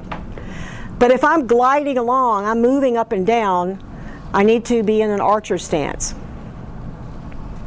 So your back leg is kind of turned and your front leg is turned out. And you're going to walk from one knee to the other. Stay sky hooked, because your shoulders still need to be lined up, and your hands should swing freely. Freely with your moves, okay? Now, if you're standing on this side of the table, your archer stance, this leg is back, which hand is forward? So I'm going to lead like this. Lead like that. Back and forth, up and down. You don't have to touch them, just put your hands there. Look at how I'm standing. Do like this, don't bend your knees at all, okay? Go forward, and then rock back and bend this one. But keep your legs straight. There you go.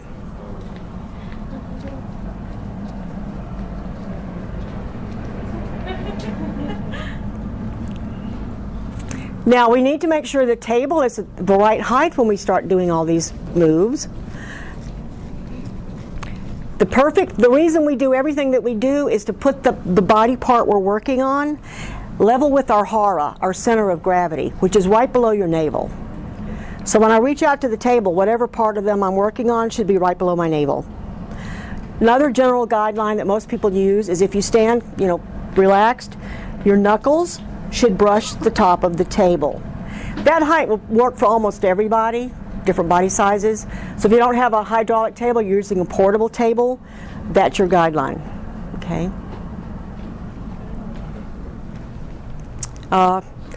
Remind me, next time I'm going to have to show you how far to go with your stroke before you have to take a step, because you can't reach way far away from your body. Okay, so that's how we're going to move. Asymmetric is if I'm just standing there working on something right in front of me, I can stand asymmetrically. If it's something I'm having to work and come forward on, it's going to be a horse. And I'm going to grab, and I know I'm doing it right when I don't have to take my elbows away from my side. No chickens allowed. No one's going to be allowed to work like this. Last class, I threatened her to tie a belt around her arms because she just couldn't get it. Finally, now she keeps them straight. And she goes, why didn't I do that before? I couldn't figure it out. Okay. Now this stroke, we glide along, is called effleurage. In Swedish, you do a lot of effleurage. It's mainly effleurage because the purpose of Swedish, the benefit, is from improving the circulation. So we're moving fluids around, right? We're pushing the fluids through the body. And you can do it about 100 different ways. With the knuckles, with the fingers, with the palm, with the back of the hand, with the forearm, with the elbow. Rolling, raking, all kinds of ways.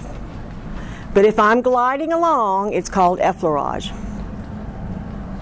Okay, if I want to use that horse stance and I really want to get in there and work on those legs, it's called petrissage. You squeeze something, no matter how you squeeze it, if it's being squeezed, it's petrissage. Now, some people in the modern world, they've kind of separate compression from petrissage, but you know, you're squeezing, it's petrissage, all right? And now I'm going to do my horse stance to petrissage, right? I'm still going to use my hand like this, no using your thumb like that. Even though you're grabbing, you're still going to keep your thumb close to your palm, okay? And I really don't even need to use my thumb, not really. Okay? If you're pulling it up away from the bone, it's called lifting. You can do it like this. You can, whatever way you want to do it. This works good on the legs, like that. Okay? Like that? Inside the leg, you're only going to go up so far. Are you switching stances when you do the squeegee like that? Yeah, it's a horse or an asymmetric. If I'm right over it, yeah. You can still stand in the archer because you're traveling. Outside, I can go all the way up. I can work on the hip, I can work on the flank, but I cannot do it on the inside of the thigh. It's that upper third. It's going to form a triangle with the lower abdomen.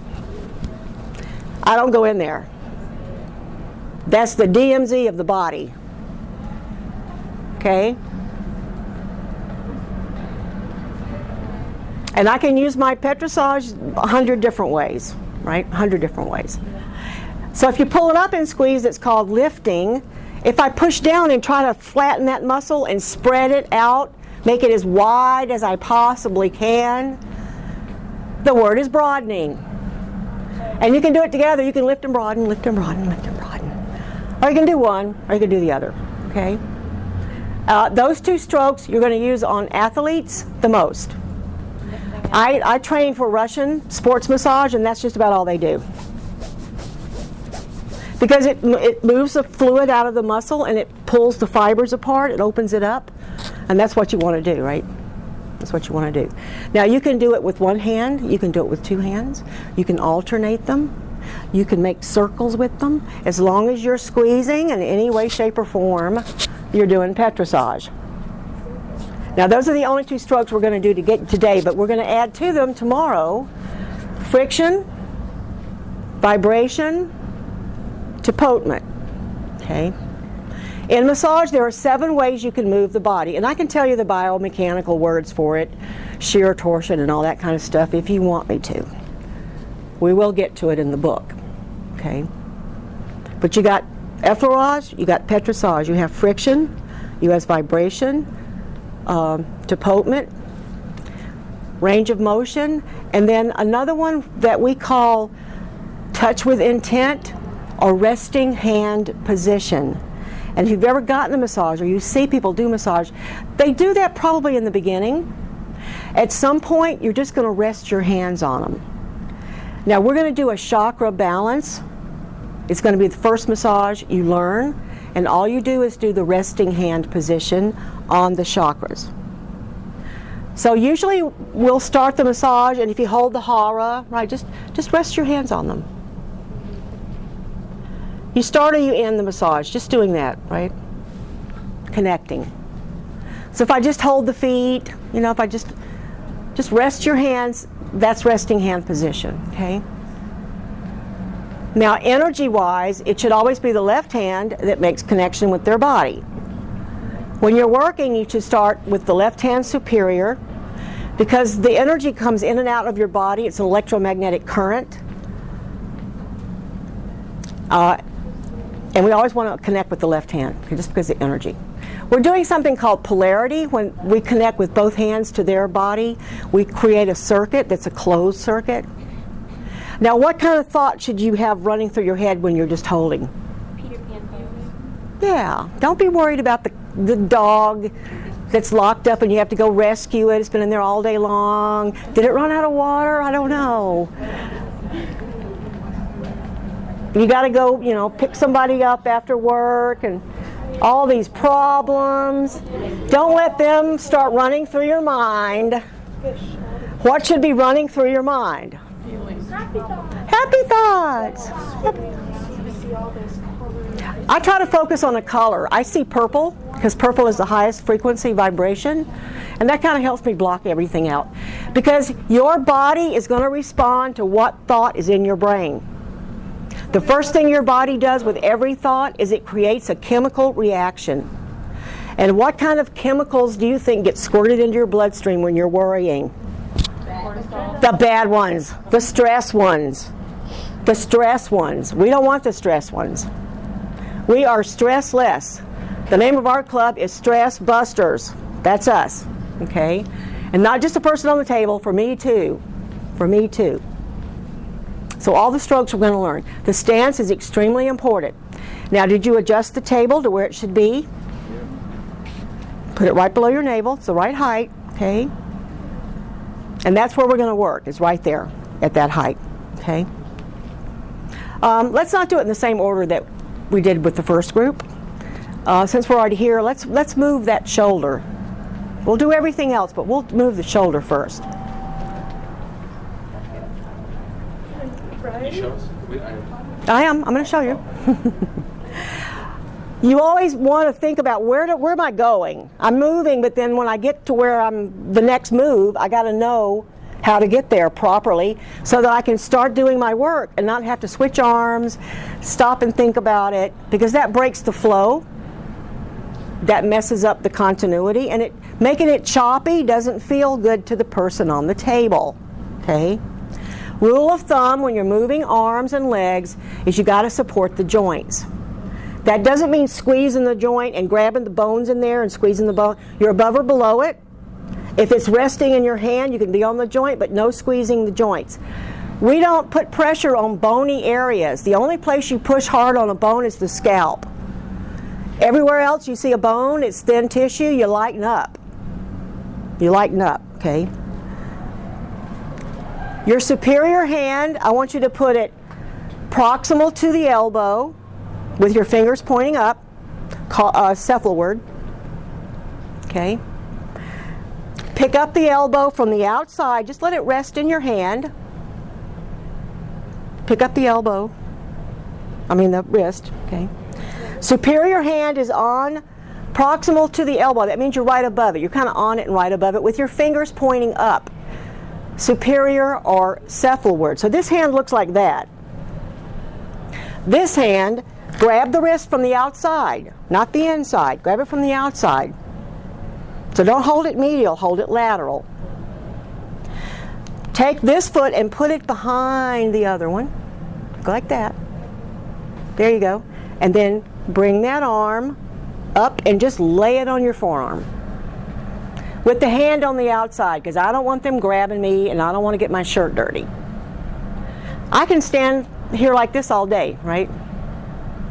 Both of her wrists, both her joints are resting on my forearm, so her arm is comfortable. My elbow's down, so I'm not having to support the arm. This hand is my work hand. What did we call this hand on your list? It's called the mother hand, right? The support hand, the mother hand. Okay. Now, if I couldn't figure that out, I would stand here like this and think, if their arm's on the table, how can I get here? And I'll reverse engineer it. So walk it back down. There you go. You're holding the wrist on the outside, the lateral side. And your hand is just laying on the top, right? Very simple move.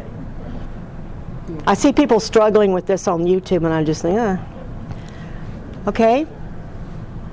Now, if I do this, bringing it straight up in the air and laying it across my forearm, what was that move called? That move right there. Flexion. Flexion.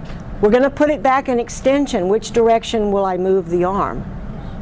Down. Straight up and down though, right? It's sagittal plane. So I'm just going to follow the path I just took. Follow the path in reverse. Put it back down. That's flexing and extending. But what if I want to move them this way? What's that called? AB. Just say AB. That way you always know that's different from the other one because they kind of sound alike, right? AB means away. So it's ab, and away. Gonna kind of sort of look the same, a little different maybe, a little different. A little more on the lateral side for the elbow. Okay? Now when you step back, remember the back leg goes behind and you step up and you just kind of swing them along the table. So don't pick them up in the air. Try to keep the arm as close to the table as you can. Now we're going to take them back in adduction. That means we're not going to go up in the air. We're going to swing back to the table from here. Swing it. Now you'll notice the arm has to turn, right? Let it turn on its own. It has to turn when you put it down. So don't be holding and squeezing tight because you got to let it turn, okay? Now let's mix it up. Let's do flexion and adduction. Let me see, flexion, and adduction. There you go.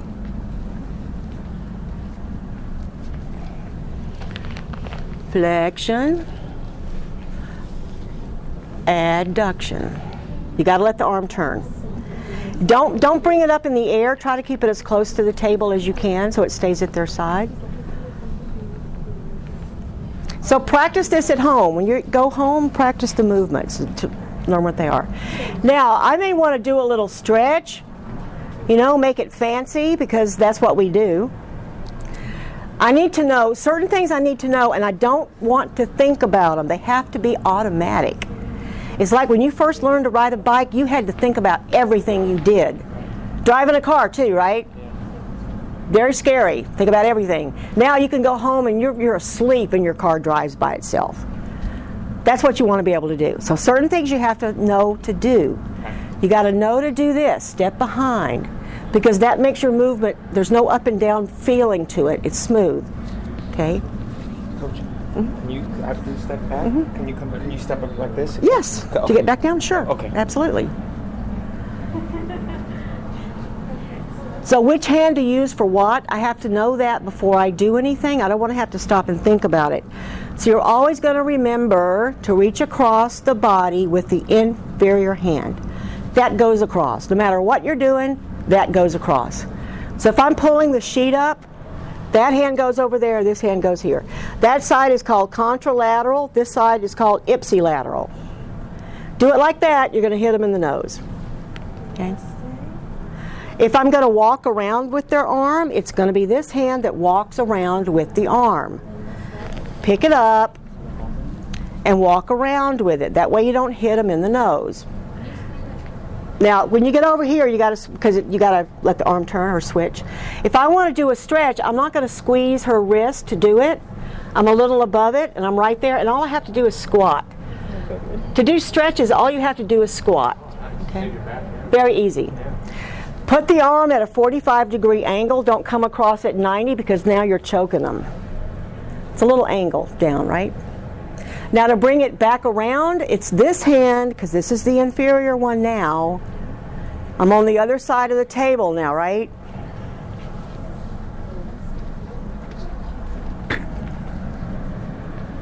Okay? So do it on both arms. I want to see everybody practice with both arms. Pick it up with the inferior hand, walk around the head of the table. When you get to the other side, have them at an angle like this. Grab above the wrist, below the elbow, and squat. Just squat down. Yep.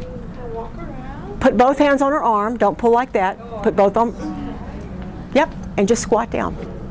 That's it. And now walk back around, because now you got to use the other hand. And there you go.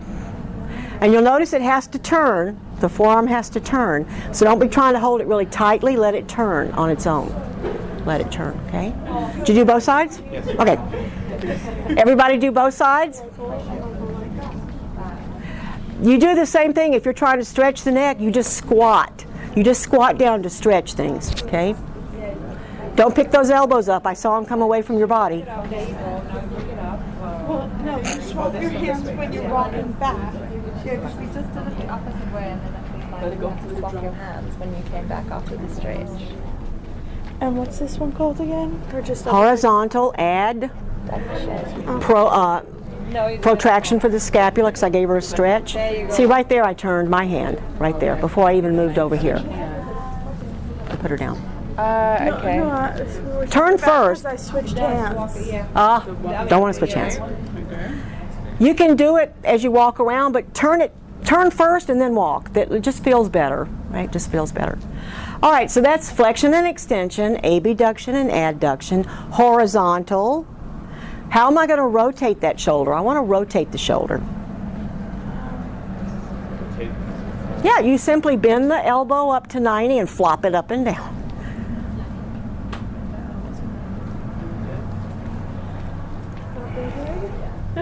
Flop, flop, flop, flop. And when I do that, I notice that she's holding and she's tightening up.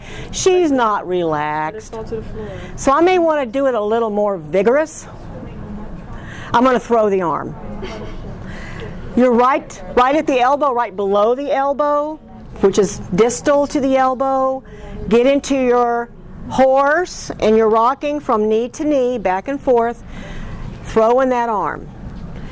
You don't leave the arm. You keep your hands real close to it, and you rock up, and you rock down, and you rock up, and hopefully they're going to let you do it. They're going to stop holding. So sometimes you let go and their arm is still like this, so you know they're not relaxed. And then I'm going to shake them around because they still just, they don't know how to let go. Okay? So we can do most of these movements when they're turned over too. Now what if I just kind of want to move the shoulder, the scapula? If I just pick the arm straight up, what happened to her scapula? Protracted, like you're doing a push-up. You just push it. You can do it this way too, but you don't get as much protraction. You know, it doesn't come away as far. And you can do a little circle when you got them up there too to make them relax. So I'm combining ranging of motion, and then when I do this, I'm also kind of loosening the joint up, getting a little more movement in there. So remember, it's important. We work on muscles, but we also have to pay attention to the joint. If I want to improve the muscle and don't do the joint, that's only half the equation, right? That's only half. All right, now the elbow is a pretty simple joint. It's a hinge joint. It just goes up and down. So that's kind of mechanical, so I kind of include that in other things. I don't stop my massage and do this to flex the elbow. Just add it in, right? Add it in. So maybe when you're working on something else, you kind of add that in, right? I want to make it more of a stretch and a little bit more therapeutic. I'm going to hold it and just lean over and press it down. And I'm palpating because I'm assessing, do I feel tightness in there? Are the muscles long enough to let me do that? Are they too short to let me do that? Are they like this? And they can't even put it on the table? Or they can, but the elbow can't go straight? That tells me different muscle groups are too tight, right? By what they can and can't do. So I'm always assessing everything I'm doing. It feels nice, but I'm paying attention. I'm paying attention. And I'm going to alter my massage to accommodate what they need at that time. So yeah, somebody could write you a protocol, but how good is that going to do you if you can't figure out what that person needs? Okay? Now the wrist and the hand, especially because that's a massage therapist you got on the table, the easiest way and the most comfortable way is to interdigitate with them. So put their fingers in your fingers, right? Now we always use the mother hand to support what we're moving. So I'm going to put it right behind the wrist with this part of my hand. So when I bend her hand back, I've got something to support it. Bring it back into hyperextension. Put a little bit of weight, put a little bit of a stretch to it. Okay. Now if I come this way, what did I do to the wrist? Flexed it. So flex and extend. If I go this way with it, what is that? If I go like that, what do we call it? We call that deviating. So we're going to go back and forth to clicky clacky, clicky clacky. Listen and feel. Are things going snap, snap, snack and making noise in there? We know there's a problem, right? Now, we don't want to, not take care of the fingers too, especially if it's a massage therapist, but almost everybody works on the computer for hours every day. Even if that's not your job, you're going to go home and browse, so you're always doing this, right? So flexion is not a problem for people. They need to have the hand opened up. So we're going to take those fingers and we're going to bend them back as far as we can. At the knuckle, put your support hand at the knuckle and then just bend their fingers over your hand. All right, that's the MCP joint. We're going to move up one to the DIP joint, the PIP joint. So now I'm up here, that first joint on the fingers, and I'm going to do the same thing. I'm going to bring that joint back and try to stretch them out there. So I'm holding it and stretching them out there. Now go down to the very end of the fingers when you're on that last little joint. Move your mother hand up and see if you can bend that little joint back. You might have to push the little finger with your thumb to make it bend back. And then we'll do the thumb another day. We want to really help them out with the thumb, but we'll do that another day, okay? Always pay attention to their hands, okay, especially in here. Now I could do it without doing that. You know, if I just grab the fingers and squeeze and move up just with this hand and squeeze, I could do it that way too. Just bend it back and pull, bend it back and pull, bend it back and pull. Okay? So nice. Now let's take care of that neck. Let's make sure we don't have any problems in here. Here's your mother hand. You have to make sure that if I'm going to do the wrist, I put my hand right there. And that's what I bend it over. No, okay? I know, I was doing it. And then here, fingers, bring it up, bring it up. But if I just want to squeeze them and bend them, I just squeeze them and bend them. Okay, so you can stretch them Yeah, either way. You can stretch them a lot more. And always put a little tension to what you're doing, so when I do it, I pull up a little bit. I know, right? With the way she did it. And we're going to learn some really nifty things for the thumb, because we have to take care of the thumb.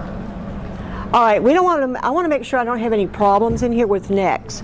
So take the pillow out from under their head and have them come all the way back, and if they put the base of support on there, take it off. That needs to be off the table. Now I want them to hang off enough to where their nose is pointed to the ceiling. Make sure the nose is pointed up. Now just hang off there. And if you start feeling pins and needles, numbness, dizziness, nausea, anything like that, let me know. You good? Now turn either to the right or the left. Turn as far as you can one way and hold it. Now do you feel pain, pins and needles, nausea, dizziness, vertigo, any of those signs? Okay. Then turn it to the other side. Wait at least 20 seconds and see if something starts happening there. Everybody okay?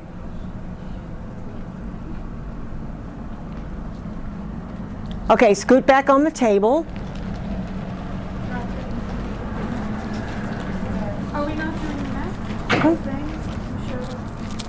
We're going to do that when they don't have to have their head hanging off to do that. Oh, okay. So bring it back. You can put the pillow under there.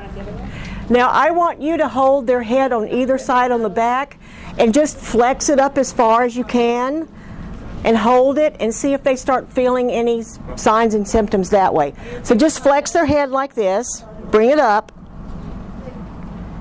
and hold it for about 20 seconds and see if that starts causing any reactions with it inflection. Okay. Everybody okay? Okay. That's good. Now we need to find out if you got any nerve impingements going on in there. So I'm going to have to approximate those joints, push them together. And if I push them together and it pinches on a nerve, they got to go see about that, okay? They got to go see about that. So approximation is just when you push joints together. If I pull them apart, it's called distraction. Most of us just say traction, but you kind of want to do both, right? You want to pump those joints.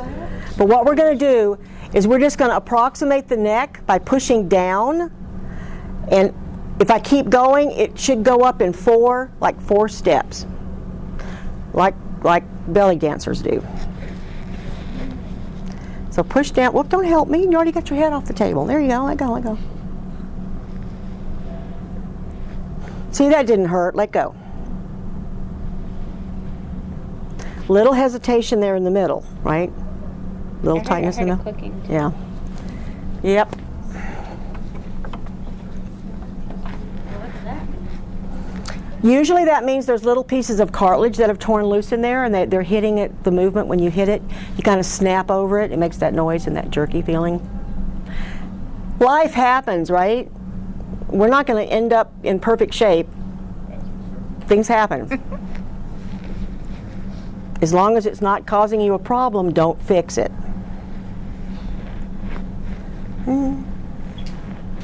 Little hesitation in the beginning, but she looks good when you get past the second one. That means the bottom of the neck. The first two steps, you're walking up, the first two are the bottom of the neck, so that's, if it's tight there, then that means that's where the restriction is, right? Oh, help me. Oh, that was. I could have not even had my hands on there. You did it all by yourself. Okay, just relax. Pretty good, pretty good. There's fluid movement, yep. A little cracky sound, but that's okay.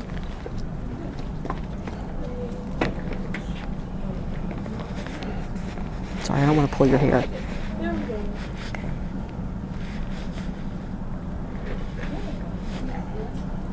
Little tight, but not too bad. Full, a lot of movement at the end. See, that's nice and loose.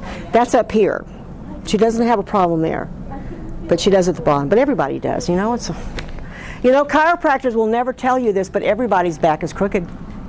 Oh, you got a crooked back? Well, everybody's is. Come on.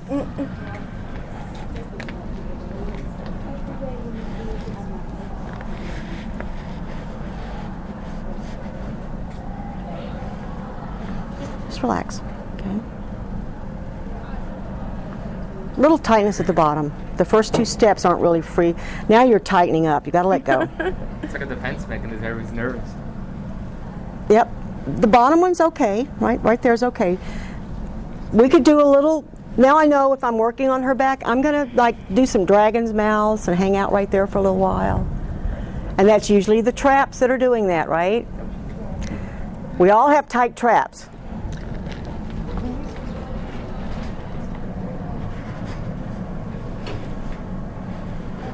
So I'm holding like that, and I'm pushing on his fontanelle. Push straight down. Oh, he's got a great neck. Boing, boing, boing. Whoop, now you're helping me. Don't help me. Now you're tightening up. You messed him up. I did. Just relax. There you go.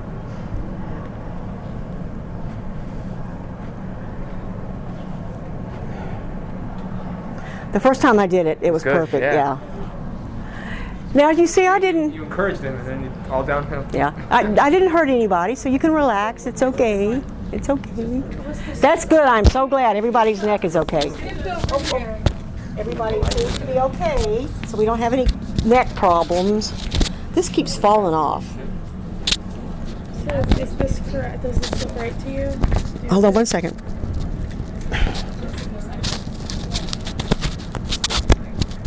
Uh-oh, it's going to be raining. I need a rubber band or something to keep this on there. Okay. I'll show you later. You always want to pick the hand up using, this is called your thenar eminence, so I can get like that and then I turn and then I'm underneath her without ripping her hair out. But you want to hold kind of like that on the head and put your hands on your thumb on the fontanelle, so you're supporting the whole head. So when I approximate, the pressure's going straight down into her neck, right? Right there's perfect. Look at that. Just a little tight at the bottom. That means her traps are. That means these muscles right here need to be worked on. Is it something you'll do like at the beginning of a massage, or? This is therapy, all right? But if I'm working on someone, it's the first time, I may tell them when you first come in, I'm going to do a little bit of assessment to make sure that I'm doing the things that I need to do for you and not causing harm. Don't say hurt, never say the word hurt. Pain, never say pain. Never say relax. Never say hurt. Because what kind of thought pattern does that put in their brain when you say those words? Oh my God, they're going to start guarding, you know. But if they're reactive, hey, I can live with that. That's okay.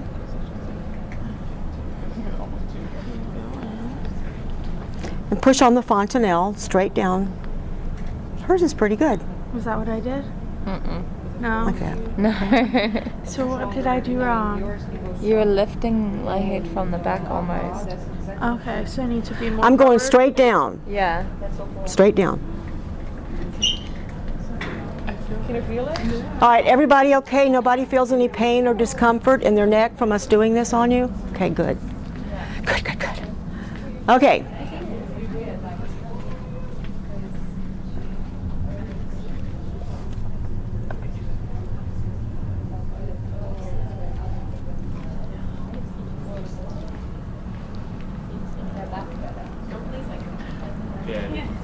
Can't get it otherwise. Now we have to know what we're touching and where we're touching, and we have to be able to talk with other healthcare professionals, and they have to understand what we're saying. So there are some words we're going to say and some words we don't. Never say not. That's a not right there. That's kind of like, you know, every field has their jargon, like what's a mouse? Does it look like a mouse? Kind of, sort of. We call it a mouse. So there's always going to be words we use that we come up with. But a not isn't going to tell anyone else really what's going on. So there's another word we're going to use called adhesions and things like that. Be careful about, you know, what you say so it sounds professional. If I want you to pay me $100, I got to use the big words. So we're going to find our way around. Look at the whole body. Just like a map of the United States. Look at the whole thing. Now you already heard this, so you know. What do we call it if we're talking about the whole thing? Manus? Manus? What do you think? That whole side is called the what side? Anterior side. And what's the back side called? Posterior. Posterior. Now we can also say, which is the old terminology, now we mainly just use it for cavities, but I could also say dorsal, which means back, right? And then ventral would be the front. Most people just say anterior, posterior now. Or I can divide it up based on the skeletal system. The two main divisions. Anterior is the whole thing. Now the next level is a division. I'm going to divide it up based on the skeleton. Who remembers what those two words are? Axial and ambidextrous. There you go. Axial is the head, neck, and trunk. Head, neck, and trunk. Okay? That does not include these two bones right here. They're hanging off your trunk. That bone is called what? And this one? Clavicle. It's what's called our shoulder girdle. Or pectoral girdle, but it's a shoulder girdle. It sits on the axial, it sits on it, right? And then the hip is also hanging on to the trunk. It's not really part of it. It's hanging off on either side. And what does appendicular mean? Parallel. Parallel. They're hanging off to the side. They're parallel to your trunk. Okay? Now we could get smaller. What do we call the abdomen? The abdomen. The chest, pectoral, and the muscle is named for the region, pectoral. But I could be more specific to the mammary region, and even smaller, the nipple areolar region. I could get smaller, smaller, smaller, right? Now, what is this called? Femur. The femoral region, because it's named for the bone, the femoral region. What's your kneecap? Patella. And then the foreleg. This is where it gets weird. I think it's a Greek word, I'm not sure, but it means foreleg. Crural, C-R-U-R-A-L, crural. Now if I want to get more specific with that on the calf, just the calf is called the sural region. Sural. And that is kind of something you have to be a little more specific about, because crural means the whole thing, the front and the back. If I say crural, it could be the front or the back. The whole thing is crural, right? Femoral is the same thing. It's the whole thing, right? Front and back and middle, and it's the whole thing. So if I'm on the back, I gotta have some other word there with it, so you know that. I may say in the prone position, the femoral region. That gives me a little more. What about the foot? What's it called? Pedis. Pedis. Like pedicure, like pedal, pedis, right? Yeah. And you got arteries down there. What do you think they're called? The pedis artery, right? The pedis artery. Now, what's the top of the foot? So I got an artery there. That's the dorsal pedis artery, right? So I know it's on the top of the foot. What's the bottom of the foot called? The plantar region. We would probably say sole of the foot, right? Sole of the foot, but that's the plantar, okay? Now, the arm. The word arm is brachii, but when they say that, they don't mean the whole thing. What part is your brachii? Just this part, okay? And the forearm is before this. So what is the little prefix I'm going to put on brachial? Anti. It's going to be the antebrachial. Your elbow is the cubital joint. What do you think that's called? Antecubital joint. Right? This side is antecubital, that's cubital. See how that works? So all those little prefixes and suffixes, they're going to mean the same. So if I know what hypernose means, I know whenever I see that, I know what that means. And it'll be combined with all kinds of stuff, right? But when I see that part that's hyper, I know it's higher than normal. There's more than normal, right? Is that me? Yes, more too.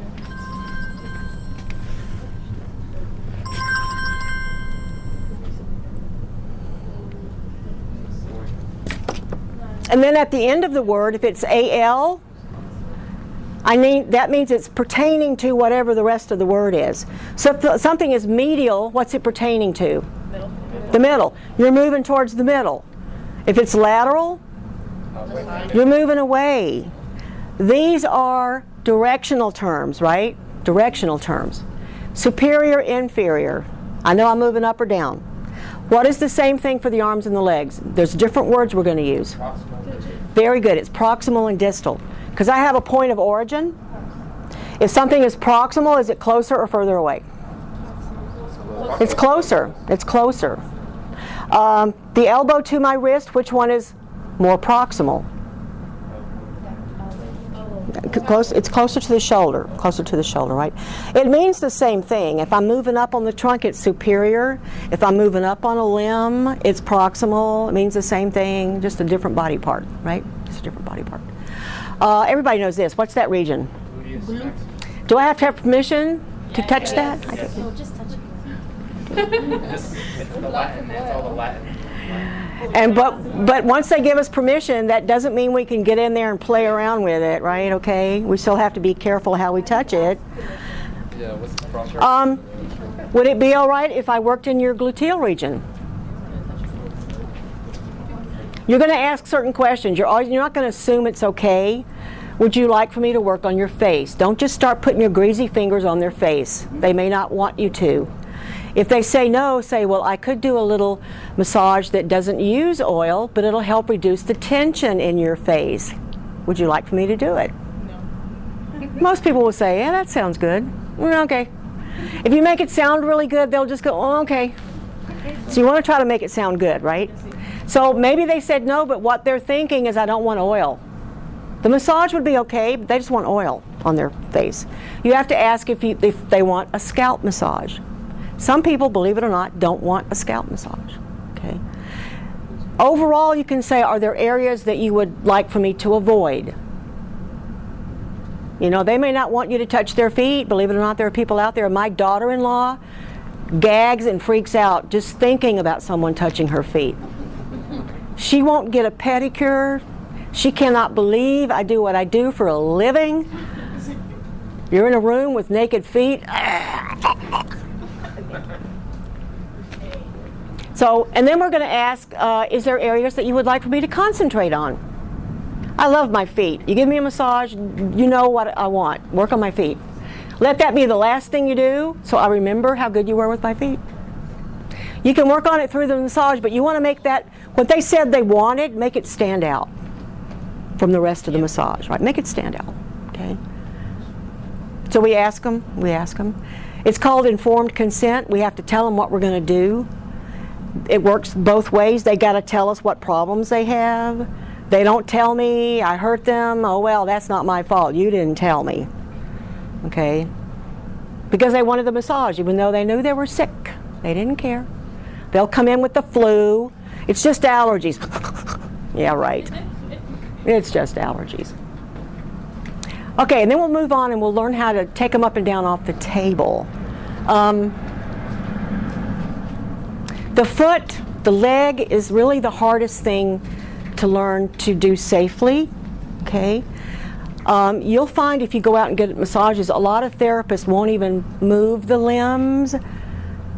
First of all, because they're lazy, and second, they don't know how to do it properly, and it hurts their back, so they don't want to do it.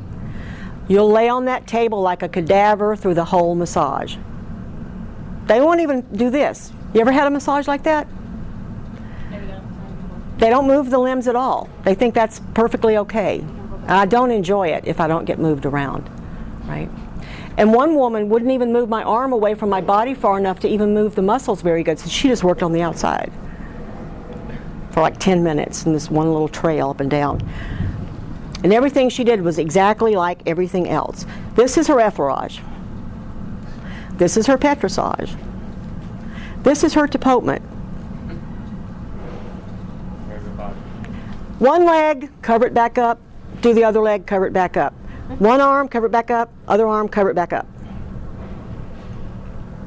I felt like a puzzle, you know, this piece and that piece. But there was no continuity, there's no connection to the whole thing. It was very boring. I used to, when I was at the Marriott, I did hiring and firing and all that kind of stuff. And people would come in and audition. Remember, it takes knowledge to get your license, but you audition for a job. Nobody cares that you got A in your anatomy. You got a license? Uh-huh. How long have you had it? Uh-huh. Do a massage. So they may only want 30 minutes, you know, but you got to do it. You got to do it. We had this one girl come in and apply, and she did like 30 minutes, and it was kind of boring. But then a year later, she still was applying, so I asked her to do a full body. She just extended that 30 minutes to twice as much movement, but they were the same exact movements. It was her 30-minute massage extended out to 50 minutes. She was just watching the clock. All right, I got to do 5 minutes of this. Watch the clock, watch the clock, watch the clock. Okay, now I got to do 7 of this. Watch the clock, watch the clock. Oh my God. And you know what? She's been doing this for years. It's the same massage she did when she got out of school. She's still doing it the same way. I said, thank you for coming. Thank you. So we're going to do the foot. You may need to move the table up a little bit, because where do you want them? Right below your navel. Before you pick it up, make sure what you're working on is at the right height. Now, we are not going to use muscle strength to do anything that's heavy. Because if I do, by the end of the day, I'm going to be so tired. So tired. It's going to be kind of hard because she has a skirt on. Maybe. You might not want to. Don't lift her legs up. It's okay. Work on somebody else. Do somebody else.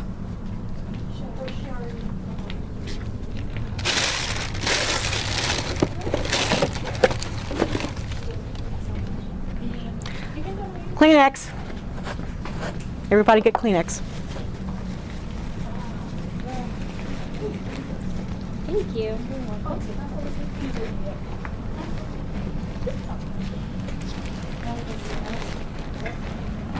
Where you're going to put them is right here. On the inferior, right? On the anterior, you've got the hands supinated, you're on the medial side. You're going to put the middle of their foot, so put the arch of their foot there. Don't try to pick it up from the ball of the foot, put it in the middle of the foot. Middle of the foot. Don't bring your arm away from your body. Your elbow doesn't have to move. Sky hook, keep that elbow to your side, and you're going to pick it up by simply moving your body. You're going to move your body to do it. Put it on the foot. Don't put it on your arm, okay?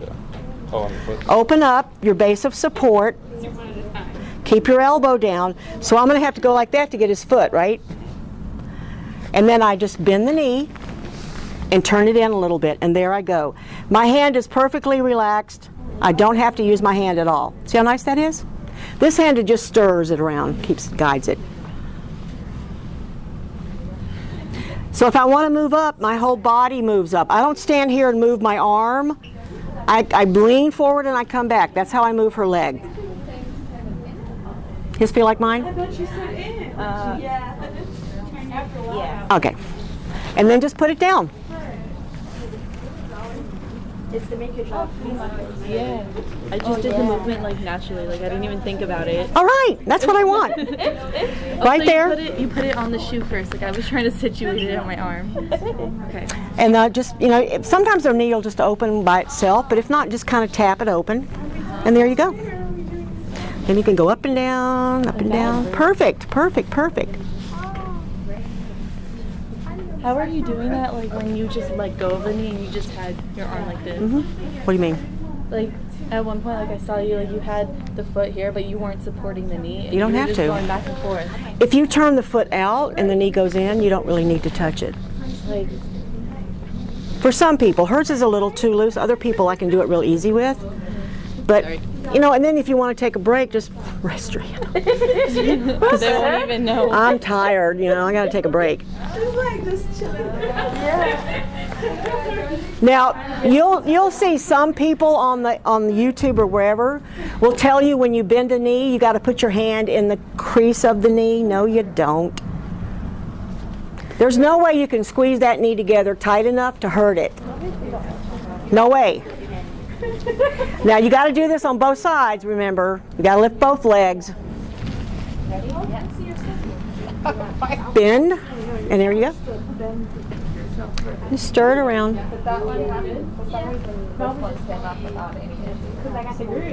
You're not standing like I'm standing. There you go, relax. There you go, relax. Okay.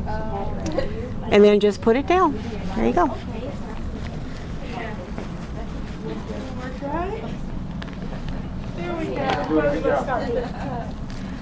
So remember, it's the middle of their foot you want to pick up. Don't pick up here, pick up at the middle. You want to be lined up with the leg. Middle. Are we doing this right? Yeah, looks right to me. I can just really stir it around, bring it up, stretch her out really good, bring it back down.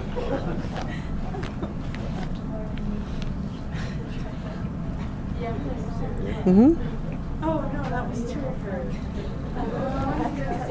the part that touched the shoe on the Now remember, when you're doing this, you still are going to step behind, right? You're still going to step behind to move.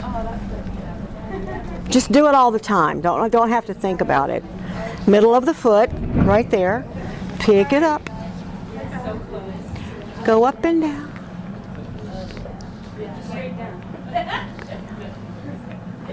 I can do circumduction too, right? Just take that knee and circle it. His feels like yours, mine, right? Yeah. Ooh, snap! What was that? Yeah, it's not lining up right. Okay. All right, Kevin, you're gonna get double duty. Make a wish. Okay, you don't need to do that. Just pick up. Don't even have to hold it. Pull the foot out a little bit, and it'll immediately rotate, and it'll stay up. So he's out a little bit, just a little bit. And then this is just to stir with. I don't really have to do anything with this. And I'm tired, so I'm going to do this instead. Now I can even go all the way up and do a really nice stretch just by simply holding this. Now when you put the leg back down, step back behind. So this foot goes back behind and then put it down. Yeah. Everybody got that? Wait, you didn't That's not that hard, right? That's not that hard. Right there. Okay. And if you bring the foot out a little bit, her knee will go in and you don't even have to hold the knee. Bring the foot out. Oh, See? that's magic. And then this one is just to stir with, just to stir with. Let it go. Am I still holding it? Really? Yeah, a little bit. Now when I walk back, it's my leg goes behind. It's always a backward movement. Just whatever you're moving, just always do it like a crab. Put that leg back there. It helps your balance. Middle of the foot. Turn the leg out, and the knee will pop all by itself. And then I'm just stirring with this hand. I'm just stirring. And if I want to do, circumduction, I can just turn the knee in and out. The foot doesn't have to really move.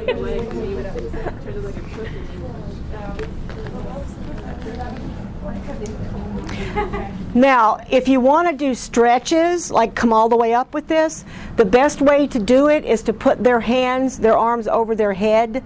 You need to open up the chest area so they can breathe deeply when you do it, and it feels more comfortable. So before I would do this, I'm doing something somewhere else. Let me see this arm. And I come up here, and I'm going to do a little stretch first up here, just by squatting, right? And I put her arms there, and I don't put them back down, and then I go do the legs. Can you do it again? The stretch. Just squat. See, I'm holding? Put her arms in that position. Like that. When you have the arms over the head to pull on them, the hand needs to be turned in. Wait, could you put the arms over their head one by one? You could. I mean, you don't have to do it like two. But I use my index finger to hang on, to guide it. But the hands have to be like this, guys, not turned out. And then just squat. And then don't bring them all the way back down. You can leave them here, or put them on the side, or put them on their chest or something. But leave them up. Because when I get down here, I want to be able to bend the knee all the way up, so I got to get their arms out of the way. Because I'm going to ask her to do a respiratory enhancement, which means what? Breathing. She's going to breathe for me. Take a nice deep breath in for me and blow it out.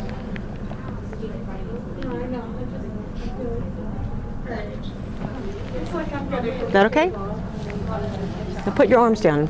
See if you can see a difference. Okay, take a nice deep breath in for me and blow it out.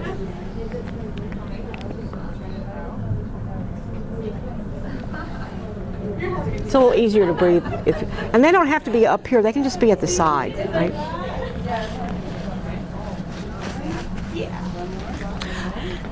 All right, tell me what I'm doing. Tell me the action. Look at the hip. If I do this, what happened at the hip? Are you flexing the hip? Very good, I'm flexing. How many degrees did I flex to? 90. 90. He's straight up, right? He's straight up. That's flexion. If I go up higher than that, it's full flexion. Oh, you wouldn't call it hyperflexion? Or, No. full flexion? It's only hyper if it's extension. If you Oh, go sorry. past normal. It should be, but they don't call it that. Okay. And then if I do this, what happened at the hip? Extension. Extension. What if I do this with the leg? What happened at the hip? AB. Now I got to come over neutral. If I really want to get a stretch, I got to go past neutral. And what is that? Add, ADD, right? Now it doesn't have to be in front. If they're lying prone and I bring it back, it's still adduction. So I'll show you, we're going to drop it off the table and we're going to really good stretch in adduction. All right, how would you rotate the hip? How would you rotate it? I would make it, is that rotating? No, that's circumduction. How could you? Oh, rotate it back and forth. So I'm going to take it off my forearm and support it with my hand, but my elbow's still here. In and out, in and out, in and out, right? That's cracks in it. The hip is turning. That's kind of awkward, isn't it? And it looks awkward. So I really don't do it this way. I do it when they're turned over. Some things, yeah, you can do it, but why? Why? Nobody really wants their foot up in the air for too long, and you start wiggling things around, it's uncomfortable. It's more comfortable when they're turned over, so I don't do this. I wait till they turn over. I want to rotate your hip, and no, I'll do it when you're face down. When you're face down, okay? So what can the hip do? Everything your shoulder can do, right? They're what we call ball and socket joints. It does everything that your shoulder does. It doesn't have a scapula with it, so there's some movements that don't happen at the hip, but the hip's pretty mobile. How would you exercise the knee? Just like the elbow, you go like that. But don't just do that. Make it part of something else so they don't think, you're doing this to them. Now, when you exercise the foot, I know we're getting ahead of ourselves, of the other group. The action is called plantar flexion and dorsiflexion. So when the top stretches down, that's dorsiflexion. When the bottom stretches up, that's plantar flexion. Very simple thing. You can use the tissue or whatever. You just pull the foot up and you pull the foot down and you pull. But it feels good. Wiggle it all around. Remember, joints need to be moved and they feel good to move them. If the top of the foot comes up, it's dorsi.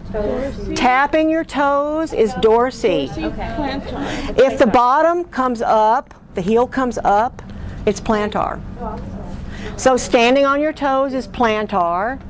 Tapping your toes is dorsi. And it feels good to push it up and down. It feels really good to stretch it. Okay, to stretch it.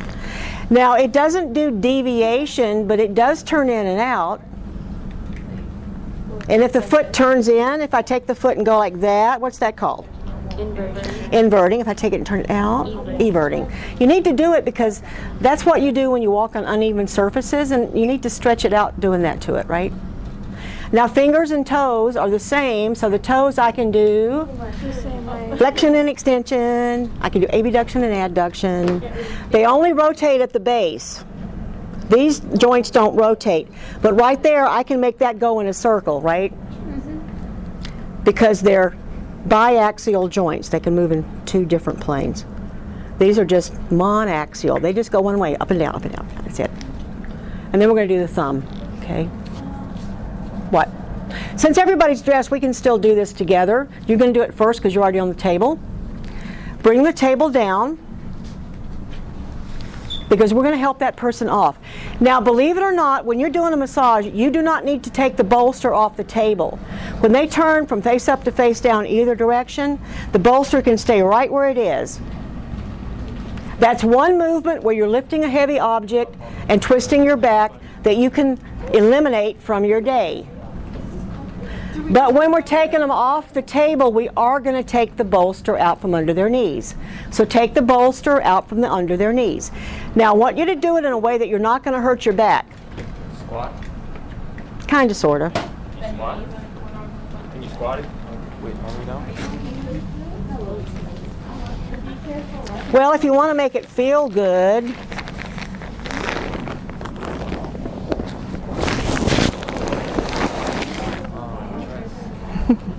hold close to their legs and just pull it straight back. And didn't that feel good, that nice little roll? You see, I'm not a PT. I'm a massage therapist. PT would just grab it or say, lift your legs for me. That's what they would do, right? From the side, you usually have to do that when you put it under there, but to take it out, you don't. Or you can do it like a baby diaper. Pick it up like that and pull it out. But that's kind of awkward. But make it feel nice. It felt like I was locking it down. All right, that's off the table, right? Now, yep, see, just like that. But that is a strain. Those legs are heavy. I picked up a weight. Why am I going to put that in my day when I don't have to? You got to think about, I got to work 8 hours today and tomorrow and the next day. And if there's any way I can take weight lifting out of the equation, I will. If there's any step I can eliminate, I will. It's called pacing. Pacing. All right, this is called a sacral rock. If you're out doing athletic events or anything like that, this is the best way to get somebody up. Sacral rock. The sacrum is that little bone at the bottom of your spine, little wedge-shaped bone. We're going to put their weight up on that and pivot them so they sit up. And the bigger they are, the easier it is to get them to sit up because there's more weight to pull the body off the table. I'm going to have, bring both knees up for me. Bring your shoes as close to your bottom as you can. There you go. If I tell me the position my arm is in, explain it to me. It's right across her knees. What is it in relation to the knee? Is it above or below? What's the word? Distal to the patella. Where's my hand? It's on the contralateral leg, right? I'm holding bilateral, but with my hand on the contralateral leg. Okay. You're going to look down at them and you're going to tell them, I'm going to help you sit up. We're going to do it on the count of 3. Before I ask her to lift her head, I've got my hand in position so she's not holding her head for more than a second. Lift your head for me. We're going to sit up. 1, 2, 3. Bring your legs off when I have you sit up. Oh, wow. Okay? They get them on that pivot point and they'll just sit right up. So lay back down for me. Bend both legs up for me as close to your bottom as you can. So hold that. Lift your head. We're going to sit up. Swing your legs. 1, 2, 3. And then I'm here. I've got her leg and her shoulder. If she starts feeling dizzy, she's not going anywhere. She's not going to fall. Okay? And then I'll look in their eyes and talk to them. And if I think there might be a problem, I'll have them stand up for me because your pressure changes again. And then I can let them go. Right? So let me do it one time and then you do it to them. Okay, I want you to bend both of your legs up for me. Get your shoes as close to your bottom as you can. And we're going to sit up on the count of 3. Lift your head up for me. Swing your legs. 1, 2, 3. That was fun. Okay? If you feel pain in your back, you're doing it wrong.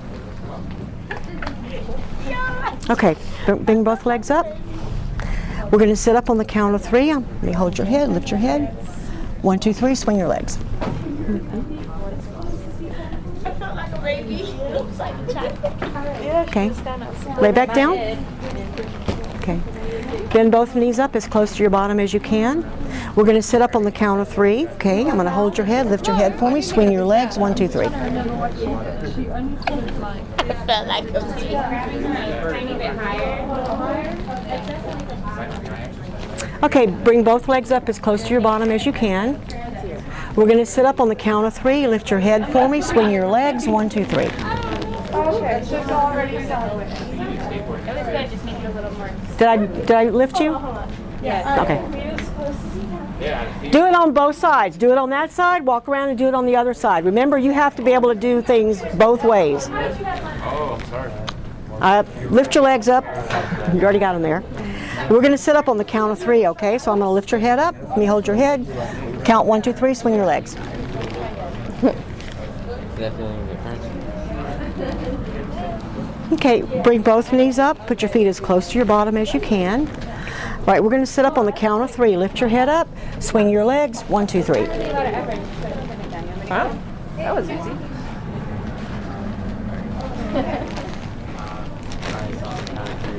Okay, bend both knees up for me. We're going to sit up on the count of 3. Okay, lift your head up for me. Swing your legs. 1, 2, 3. Do it on both sides and then switch. Get off the table and let the other person lay down, and then I'll come and show you. So you already switched? Yes. Okay. Close together. We follow the headphones. Let me do it one time. Watch, okay? Ask them to bring their legs up. Tell them to put their feet as close to their bottom as they can. We're going to sit up on the count of 3, okay? Lift your head for me. Swing your legs. 1, 2, 3. Nice.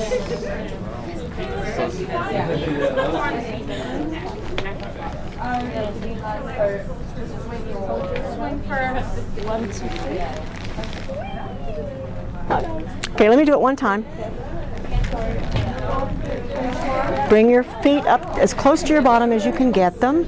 We're going to sit up on the count of 3, okay? Lift your head for me. Swing your legs. 1, 2, 3. Oh, okay. Is that with your archer stance? Okay.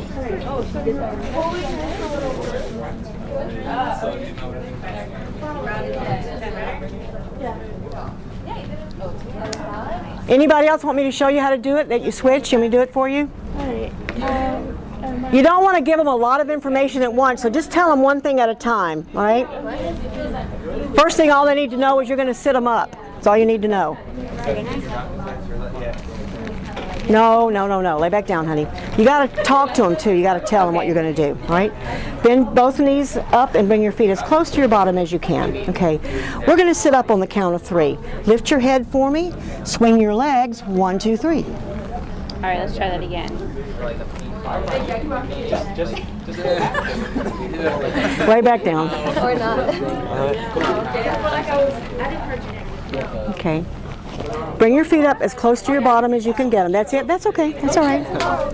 All right, we're going to sit up on the count of 3, okay? I want you to lift your head for me. Swing your legs. 1, 2, 3. Smooth. What did you tell them when they're coming getting up? Yeah, she says swing your legs. Rotate, right? They're up on their sacrum, and when the legs fall off the table, they pull the body up. So the bigger they are, the easier it is to do, right? But you got to get them up on their sacrum. Now, if it's somebody who has problems like arthritis, if they're laying on the table like a frog, they can't put their knees together, don't even try this. Right, we need to get It's not going to work. as close as you can to, as possible to your bottom, okay? Just help them up like this. All right. Now I'm gonna get you up on the count of 3. Can you just lift just a little? There you go. You got to tell them to swing their legs. All right. All right. All right. I'm gonna lift you up. You're gonna. Let's get. Is this as close as you can go? Yes. All right. Now I'm gonna get you up on the count of 3, and you're gonna swing your legs around. Okay? Don't tell her, she's going to forget that. Tell them one thing at a time. They're not going to remember all that. How can they? Say it All as right. you go. Break it down. Can you Break it down. Okay. Let's Don't get rush. your knees up, your feet as close as you can as possible. Okay. All right, and then I'm gonna lift you. I'm gonna lift you. Can you? There we go. Now. No, we're going to sit up on the count of 3. Okay, that first. Lift your head, swing your legs. 1, 2, 3. Okay. We're gonna get up on the count of 3. Lift your head. Swing your legs. 1, 2, 3. Yay! Now, everybody's done it. Everybody did it on both sides. You got to do it on both sides, right? Both sides. All right, if you've got somebody who has a problem with their shoulders, or they started their massage face up and they ended face down, how do you get them off that table if they're face down? You just have them turn on their side. You're going to do something called a log roll. Log roll. They have a shoulder problem or whatever. Most people can do the sacral rock. That's no problem. But what if they're face down?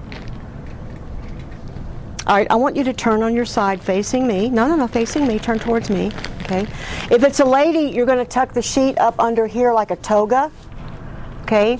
And you're going to tell them they're going to push with their fist and their elbow at the same time you swing their legs off the table.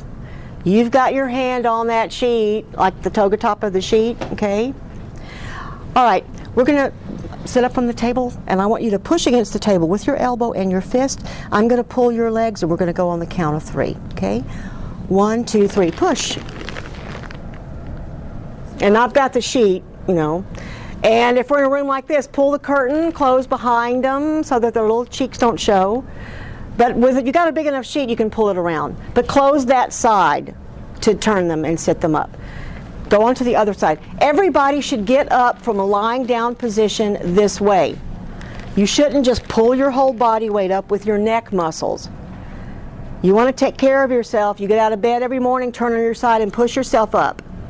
You get up off the sofa, you're already on your side, push yourself up. Don't lead with your head, okay? Bend your knees up for me a little bit. You're going to have the top arm out of the sheet. You're going to pull this side under their neck. A guy just doesn't matter, right? They have to have their elbow off the top sheet. You got to make sure it's not under here, because if they sit up, it'll pull the sheet off their chest. So push it back. Don't let them put their wrist down like this, right? You want them to make a fist. Make a fist. You bend your elbow, bend the legs. We're going to sit up on the count of 3, honey. And when I say 3, I want you to push with your elbow. And we're going to sit up 1, 2, 3, push and swing. It's not so important that they swing their legs because you're going to pull them. But they need to know to push, okay? That's easy, right? Yeah. And it doesn't hurt me. If I do it right, it's kind of like the sacral rock. I don't feel it. If you do it and you feel your back straining, you're not standing right. It shouldn't hurt.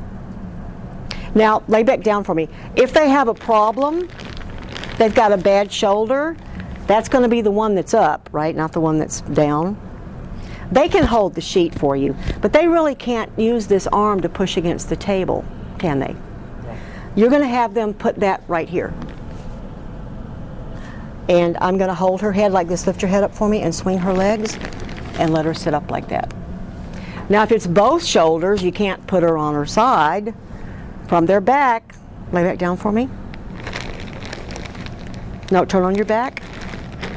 If they can't do the sacral rock, hold my arm.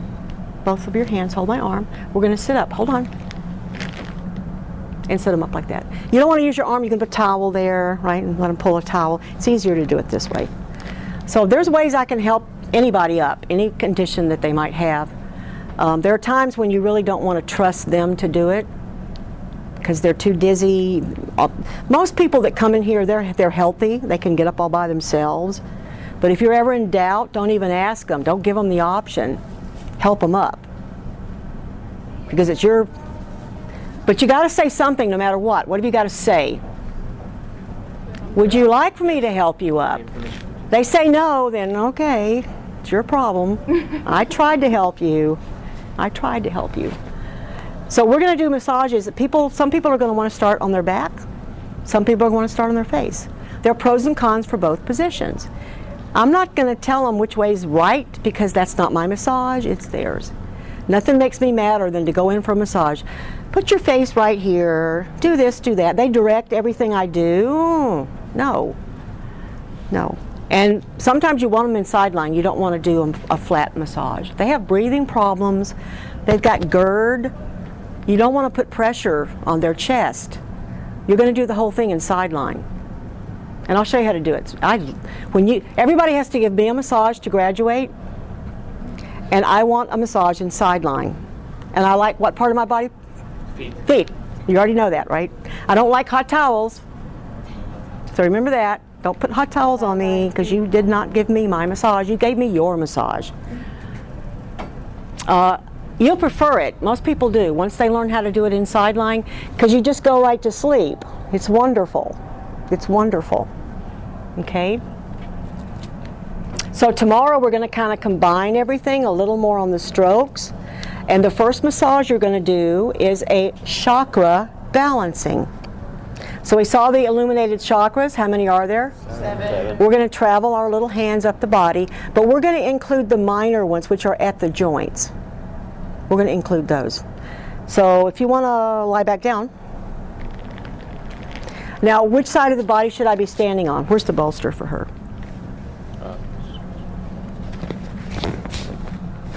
Which side should I be standing on? Well, whichever side makes my left hand superior, right? Yes. So am I on the right side? No.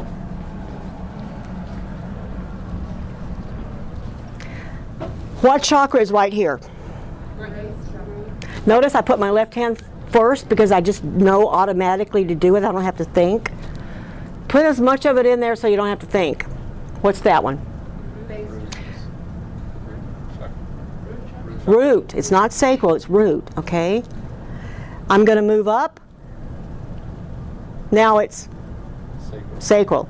You're doing a polarity move. You're going to have both hands on them at all times. This one they're overlapping, but now you're going to spread them out. So now I'm holding the root. Move up. Solar plexus. Move up. Heart. If I want to include the minor chakras, I'm going to do one on the chest and I'm going to do the arms too. I'm like this, okay? Move up. Oops, sorry. Throat. And the last thing we're going to do is take our hand off and reach up. This is for Reiki energy. We're kind of channeling it. And then you always want to clear what you did. Just clear it out. Now if I want to include the minor chakras, I'm going to do the joints too. So I'm going to reach across with my left hand. I'm going to start here. Left always goes first. Come back around. Slide the hand forward because you're going to do the spleen. There's a minor solar plexus chakra right there. Okay. There's a minor heart. Now I'm going to reach back with the right and reach over with the left, and I'm going to do the joints here too. Now if you don't think you can do that comfortably, you're going to have to do one leg and then the other leg, one arm and then the other arm. Try to do them both together, but for some people they're too big, right? So you just do one at a time. So you're like this, elbow, Like at the hip, you come back this way, right? Now I ended up, where did I end up? Minor and major heart, right? So where do I go from there? This hand is going to go on the throat because that's the next position. So I leave the body here to do the arms, and then I come back at the next position I should be in, which is throat and minor heart. Then forehead, throat, crown, forehead, and off. You can do them either way. You can just do the 7, or you can do the whole body. But what is this called, this position? It's one of your strokes. It's one of the 7. If I just, Oh, what's it called? the next the stance you're in? Or? No, what am I doing? What, like petrissage? What is this called? Episode. No, it's laying hands. Oh, just really touching there. I forgot. You're just touching them. It's resting hand position. I'm just resting my hands. This is what you do for energy too. It's a balancing. You just rest them and make a connection with them. Okay. I'm not moving. I'm not squeezing. I'm not vibrating. I'm not pitting them. So it's got its own name. I'm just resting. Just resting. Okay. Why did you, on the heart, you do something like Because it's a woman. that? Okay. Yeah. If it were a man, I would lay my hand flat. But it's a woman. Just doing that. And if I don't feel comfortable doing it that way, I just won't touch them at all. I'll put my hand here. But for a woman, you can do that. So you are touching. I mean, you're not. Yes, I am, but it's kind of a judgment call if you don't think that would be comfortable, like they're a triple D or something, then I just do this instead. Okay, because down here, I'm not going to touch her. I'm on the root chakra, but I'm not touching it. I'm above it. As long as you're about 3 inches above it, you're still in that aural body, so it's okay. Here, maybe not touch there too, because that's still in that triangle, right? But when I get up to here, now I can touch. Yeah. Now I can touch and slide. And for most women, it's okay if you're right there. It's okay. But if it's a guy, just lay your hand down. You just have to be careful. That's kind of up to you. It's the same thing with Reiki. When you do energy work, Reiki, you decide how long. You want it to have some kind of effect, you have to overcome inertia. So you should do it at least 10 seconds. But you can do it longer. 10 feels good. 10 feels good. So is this considered Reiki or is it? No, Oh, okay. don't sit on the end. Yeah, so. Most people who practice Reiki include the chakra balancing with the Reiki, but there's only 11 hand positions in Reiki, the real original one. Not all this other crap. They throw all that in. Yeah. And it's supposed to be done sitting up, but we, call it what you want, who knows. We're just so scattered with our terminology and what we're doing. But most energy work is going to be just the resting hand position. Resting hand. And it can be up here and still be connecting with the person, right? But if you go take Reiki classes, they throw in the chakras. They always do. Some of them even add shiatsu points into it gets crazy, right? So is this something people will charge extra for, or you can just include it as part of your 50 minutes? Well, I used to do the Reiki, and people booked 50 minutes, so I had to come up with like holding points for more than 20 seconds because that's not 50 minutes worth. Right. So, and then you kind of try to connect with their energy and see which areas feels like it needs more attention to. So it's not every point gets 20 seconds, no. It's this point, no, but this one, yeah, you need to stay there a little longer until you start feeling a change. Then you move on. But it's up to you. You could include all of this, or you just do the original 11 points, but most people do the chakra too, as part of Reiki, right? As part of Reiki. Or So, even as part of your massage. oh yeah, if someone comes in and they're totally stressed out, they got caught in traffic, they were late from work, they walk in, they're a ball of negative energy. I need to kind of get them down a little bit before I start working on them. Other people, it's okay, I'll do it at the end. Or not at all. I mean, this is where the art part comes in, your decision on what to use. That's a decision that you make after you touch them. Don't make a decision on what you're going to do before you touch them.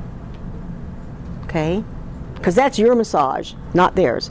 Their touch is going to tell me what to do for them. You can put it in the middle. You did this side of the body, before you turn her over, you do the chakras. It's up to you, right? If you started with the chakra, what would be the last thing you should do? Clear it off. Chakras. What you started with, you want to end with. If I rock them, when I start, should I rock them at the end? Yeah, because it closes the massage out, right? That's continuity. Do I have to? No, there's no set, you got to do this every time you massage. Some things you have to do because you want to be careful that you don't hurt them. And yeah, those rules are going to apply all the time. All the time. I run over a bony area, I lighten up, the only place I can press is the scalp. Don't squeeze the joints, no matter what you're doing, don't squeeze the joints. You pick a limb up, you got to support it. Those rules apply no matter what. But everything else is up to you. They may tell you what they want, okay?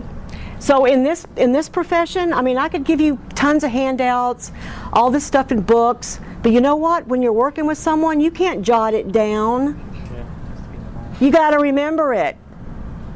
You ever see doctors when they're in training and they're following the guy around on rounds? Do they all have their little computers out, their little Palm Pilots? And no, he's asking them questions and they got to know what he's asking them, right? And they do it after 13 hours. They have to build up their endurance. We don't have it that hard, but we still have to remember. If they told me something in the lounge and I take them to the room and they get undressed and I start working on them, I got to remember what they said. It may be 30 minutes later that I get to where I'm going to work on her face. What did she say about her face? Oh my God, I don't remember. What, am I supposed to do the face or not? Uh-oh. You start touching them and she goes, I ask you not to touch my face. That you didn't mean to do. So you just, quietly don't make a big deal out of it. Just take your hands off, do something else. The more of a problem you make it, the worse it's going to be. Problems you want to go away. I don't want to fix the blame, I want to fix the problem. And if it's still something like that, I may do something special for that person because I screwed up. Give her a little gift, or something, just because. Because you can't act like you meant to do that. So you got to remember, right? You got to remember. And I can't write it down. I don't have that luxury. And I may not have to do it right away. It may be 30 minutes later. They got to remember what they said. Did they want their feet? They didn't want their feet. Did they want to turn over or not? Sometimes they'll come in and they just want 45 minutes on their back. How good do you have to be to do 45 minutes worth of work on one part of their body? They don't want you to do effleurage, petrissage, friction, tapotement, vibration, effleurage. They don't want you to do that how many times it's going to take to fill up 50 minutes, right? And then you want them to come back, so you got to make it nice, So how do you get good at this? Practice, practice, practice. Who wanted to stay today?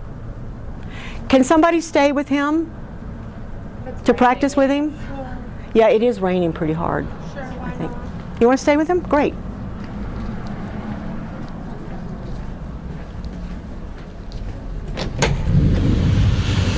Not too bad. It's not too bad. I've got a lot of YouTube videos up. I have my own channel on the North Campus page, but it's just go in Google Sandra Stone Broward College. And I don't know if I've got this one in there or not, but I think I do. I think I have the chakra balancing in there. If I don't, I'll make a copy of it. But do you ground yourself before and after each massage, or do you do it We're going to every talk day? about that. Of course I ground myself. Before every massage? Of course. Because I don't want to pick up any of their negativity, right? Yeah, I do. It's a simple little way to think. Because you really, you could be having problems, but you don't want to give your problems to them, and you don't want to pick their problems up either. And you want to have the strength that you need to go through the day, so you can't have your energy fluctuating like this. And you just think about, it's going to be coming through me. I'm a ground wire. It passes through me. Nothing sticks. Nothing sticks. I send it on with my blessings. Go on, go on. And you got to do that. And it only takes a little bit of time, right? They're in there changing their clothes. You just focus and move on. You have a bad person for who knows what reason. It wasn't you. They're just in a bad mood, and they complain and they make you feel bad because it wasn't you that did anything wrong. Their attitude made them see problems when there really weren't any. Are you going to get all upset and worried about it? You got to let it go right then. You got to let it go. The Buddhists call it being in the now. This point right here is all that matters. Not what happened before, not what's going to come down the line, just right now. It's being in the now. That's what they call it. The new term, the new buzzword for us is being, just being. Oh God. So that's the new buzzword. You want to be good at what you're doing, you're just going to be being. I'm just being. But what that means is I'm just thinking about what's happening right now. I didn't carry all these past problems, and I'm not projecting into the future and worrying about that. It's just what happens right now. That way you can treat every massage like a little mini meditation hour for you, right? There's a benefit to it, not a strain, not a problem. Whenever you start thinking about this as though I'm only thinking of it as a job, it's time to do something else. If it bothers you and bores you that much, it's just a job, then you've missed the fun part, the magic part. And you're not going to be a very good therapist anymore, because you show up and you go home. You don't learn any more techniques. You stop looking at videos. You stop talking to people. You stop learning things and innovating and enjoying what you're doing. It's just a job. You got to move on. You got to move on, okay? Now, tomorrow, please don't come in here with nails, please, because we're going to do some work, and I need them short, okay? Remember, don't wear jewelry, please, when it's lab work. Don't wear jewelry because you're going to lose it. Wear your tennis shoes. Be comfortable. You need to wear some sweatpants or something, honey, not a skirt, okay? Leave it at home. Just don't bring it in here. Leave it at home. Whoever doesn't have their book yet, please try to get your book by Friday. Please, please, please, because you've got a lot of reading to do this Friday. Which one is the most important? Both, yeah. Fundamental Tennis Yoga? The trail guide is telling you how to palpate, which is what we're having to do because right away we're touching. Right. It's palpation skills. The Job's body is telling you about the tissues. You got to learn about the cell first, cells and tissues and all that stuff. So you got to start learning that. And the fundamentals book is telling you about how do you stand, how do you move, how do you use the sheet. I was reading all three at the same time. So you got to read all three. Are we starting here tomorrow? Yes, we're going to start in here tomorrow, and we're going to add on to what we did. Today we just did a little effleurage, a little petrissage. Now you got to learn how to do friction, how to do vibration, how to do tapotement, right? And that is what we're going to learn first. It's just the resting hand position, but we're going to make it have a purpose. We're going to balance the chakras as we do it. Now you can add to that chakra stones, which I have.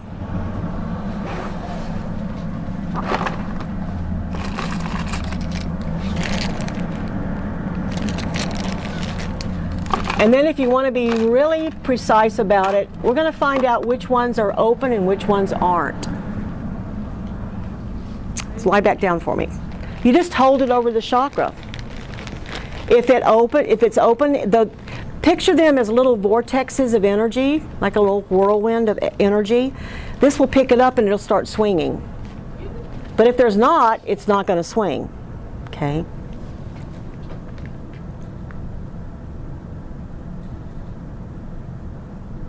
Whoa.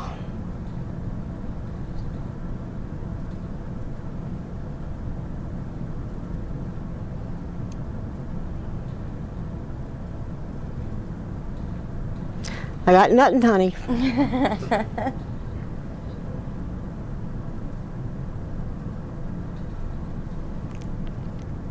Whoa, movement, movement, movement.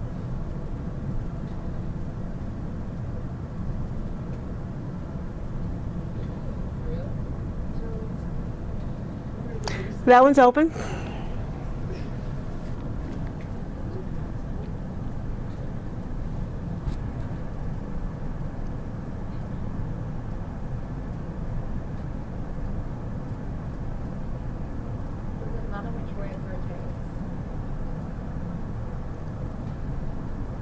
Some books go into this, goes clockwise. Don't even think about all that crap.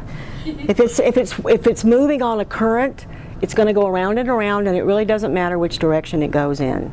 I mean, some people even say, well, man, it's counterclockwise. And no, don't even look at that crap. Does it matter what the pendulum is made out of? Nope, it really doesn't. It's better if it's a crystalline structure, because crystals move energy the best. Rose quartz is probably the best to use. This is some kind of quartz, but I forget what it is. Now see, she's got a problem here. It's not making a circle, it's wiggling, but it's going side to side. That's hard. What does that mean? Could mean a lot of things.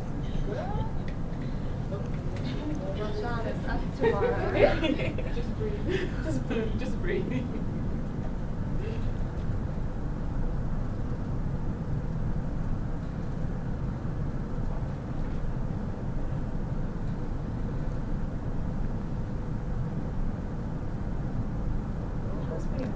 Whoa. It's going in a circle. Complete. She got no problems with that one. Communication. She likes to sing. No, I'm a waitress, so I talk a lot. She has to talk a lot, right? Mm-hmm.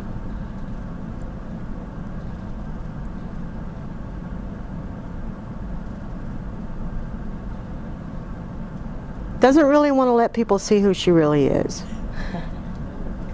Little garden. Not a bad thing, right? I will go back. I'll do that. Take that. See what it's doing. It looks like a back and forth. Pretty good. She has some problems, you know, with a couple of them, but most of them are open, right? What does it mean? Like, what are they? It can mean a lot of different things. It's not just one thing. It's whatever's going on with them emotionally. What are chakras? Energy, force. Levels of consciousness. Where are you clogged up in how you think? The root is survival. Do I feel like I belong? Do I feel like people want me? Did my parents want me, or they make me feel bad, like I was such a strain, or they didn't want me around? Oh, wow. How do I feel about my place in society? Do I feel like I have a place in society? That's the basic. You got to feel that need before you can move into any other needs. You've got to feel wanted. This is back to the Maslow thing, right? Yeah, and that can come from within. I mean, it doesn't have to be from other people, right? You know, some kids are born with everything, that everybody gives everything to them, and they just don't appreciate it. They don't care. And other people have practically nothing, and they survive, and they flourish, and they move on because they knew how to get that survival feeling. I'm worth something no matter what, even if you don't think I am. I know I am. I know I'm worth something. And that doesn't come with society position. That's a chakra thing. That's a balance thing. And what do you think the sacral is? That is a survival. What's the sacral? Survival of the individual, right? But survival of as a unit, as a male and female. There's a connection you've made with someone else. It's not just you. But it's satisfying your needs. This is the drive that makes you women wear lipstick and guys put on the jacket for the woman, right? It's your sexual identity. What kind of sexual identity do you have? Are you a child molester? I'd say you got problems. Are you able to enjoy sex? It's being free with your feelings, being able to respond to someone else in a free way, but it's not love yet. It's just being able to express yourself, express your sexuality in a normal, healthy way. Okay. What is the solar plexus? Energy, drive, ambition. I have all these thoughts and plans, but I gotta do something to make them happen. The fire has to be controlled, but it has to be there, right? And then the heart, unconditional love. Now I'm loving, putting your needs above mine. The bottom three, it's all about me, me, me, me. You get up here, now you're able to think about other people. Unconditional love. This is the chakra you want to work from as a massage therapist. I'm giving back to the person. I don't need to take anything from that person at all. I need to love them unconditionally, so I don't need to judge them. No prejudging. That's not, I just want to take care of them, right? Do something for them. And the throat? Communication, right? Being able to communicate. You may be the best, nicest person in the world, but you can't speak to people. You can't express it. Vibrational qualities, right?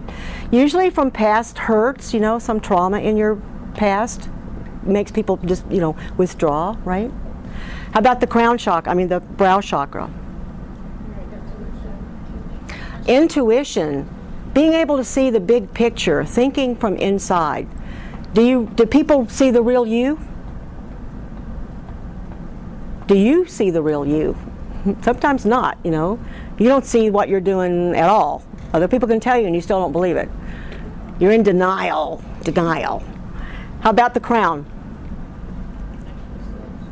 All those other ones are open and you're secure in all those different levels. Now you cannot think about the body and you anymore. You can just be, right? Pure thought. Being. Just being. You're being at the crown chakra. Yeah. So trying to get there is concentrating on your needs, but the goal, as Maslow said, was what? Self-actualization. I initiate my life now. I'm not dependent on all this other stuff. That's what that one means, right? So what we can do, if like with her, I would probably put one of the chakra stones on there because she needs a little boost of energy to help her open that chakra. So you can put the stones around them or on the chakra after you've done it. So you did the chakra balancing, then you put the stone there and let her lay there for about 2 or 3 minutes, 5 minutes to balance the energy. Take it off and then see if it helped. See if it changed, see if it opened up. Now some people like me,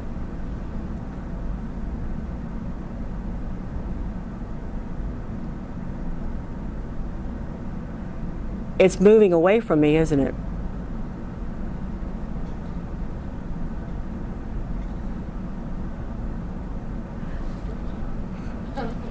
I'm so guarded, I won't even let this in.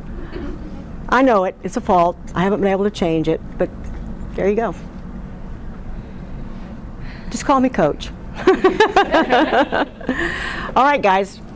See you tomorrow. So dress appropriately. Dress appropriately. You can go get this out of there anytime you want to. Okay. Anytime you want to. So how do you do it? You just hold it. Make sure it's still. Okay. And it'll move on its own because it'll be in that energy field and it'll pick it up and it'll move by itself. Do the beads represent the chakras? I guess that's why they're those colors. Yeah, they are. Those, We have like most of the yeah, colors there. but this really could be made out of anything, but you want a crystal structure because it moves energy the best. But some people use copper, it's just whatever you want to use it for. I forget where I got this one. Should we unplug anything? Yes, please. I'll clean up, but just remember, unplug from the wall. I think there's another one in here I've got that's copper. I missed class yesterday. How would I make up for it? Oh, when you weren't here? Yes. Don't worry about that right now. Oh, here it is. Also, another thing with the paperwork, all of it must be due on Friday, like no later extension. If you have a problem with it, I can work with you. But the college policy, because this is the add drop week and it's not going to affect you, they can drop you if they need to. If you do it later and there's any problems whatsoever, it just screws everything up for the college. Just the fingerprinting, the drug screening, and the background check. The medical, we can slide on that. You got some weeks to finish that up. But I need your background, I need your fingerprinting, I need your drug test. So the physical. If you have to, if it's a financial thing that you're going on, yeah. But I have to tell them, I'll make a little note that one student is going to be getting it for you next week. Okay? So the physical is okay to deliver. Oh yeah, you can. You got 6 weeks, so. For the physical. We don't really need that until next term when the public comes in. Oh, okay. That's the only time I really need it. Yeah. So I got everything. So I can just turn it in tomorrow. Please don't turn, I don't want any copies. original, a scan. And Sebastian found out they will do it for you for free Scanning? in the When you go to library. the library, it's only one computer, but at the end, they have a scanning machine. Just put it in, and it'll go on the computer, and you just send it. Well, my cousin works at Staples. Yeah, I did it the other day. Staples. And guys, this is my other one. This is copper. Oh, okay. And copper responds to energy very good too, so this one works just as well. Now you can use it for different things. You lose something. Where are my keys? Why is it going crazy? Is it because of people? Going back and forth is yes. Going in circles is no. Are my keys in the sofa? It'll find them because it'll remember. Your subconscious knows every single thing you ever did. It's like a little recorder. The minute your eyes popped open, inside your head somewhere, there's a recording of it. Your conscious thoughts is like a filter. It's guarding, but that recording is in there. This little guy can tap into that, and it can tell you. So the video for the chakras. What's it called again? Illuminated chakras. Or look up her name, I looked her up. Anodia Judith. She's amazing. She's amazing. What's her name? Anodia Judith. Anodia Jude. It's really, just put in Jude, because I couldn't remember it first. I put in Judith and then chakra and then... Oh yeah, that'll do. That'll come out too. Because I couldn't remember that first. Alright. Thank you.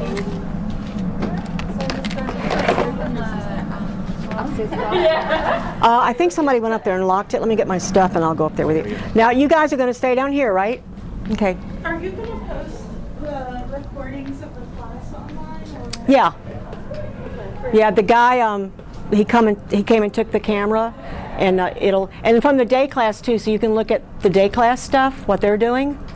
Like last night, I recorded 2 massages that I did, 2 Swedish. Well, no, like for instance, what just went on in class today, the whole lecture. And I don't have a camera video of it, but I have a but at least the audio, podcast. Right. You got the podcast no matter what. Where do we go for it? Oops, I got to turn this off. He just picked up a bunch of them, and I have to post them. Okay. Okay. Wednesday, August 26th, the night class review for Swedish massage.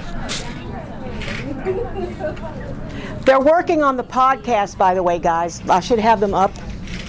I've got to review them and divide them up and put a title to them, so just give me time. I'll do it. I'll get it done. And the videos, they're processing them too. Those heavy references that you sent us. Aren't they great? Yeah, there's so many. Yeah, I emailed. I printed all of them out. I was like, oh my god. It's such great information. No, 140 like per one. Yeah, and I was at work. All of them out. I was like, Oh, Are they all long? My printer I did one. The first one's only like 140. she needs a bolster. And then the other one. You got a 0 bolster. Yeah.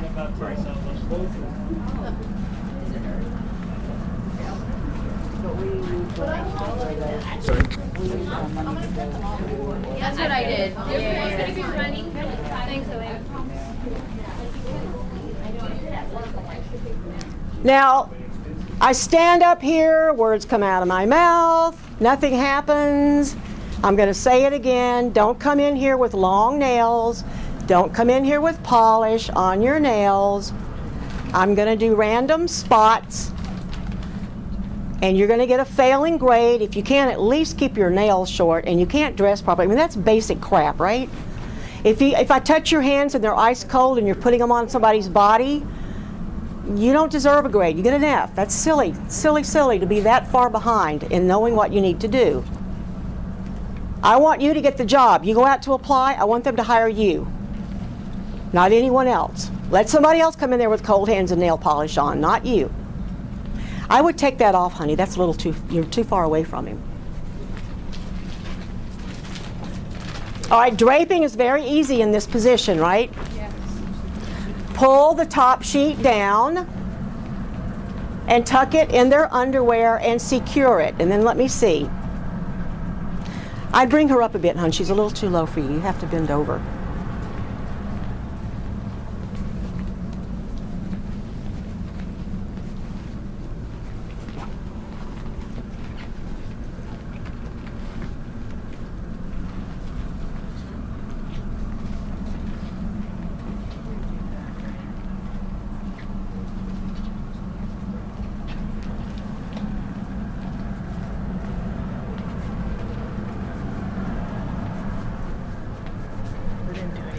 That's perfect.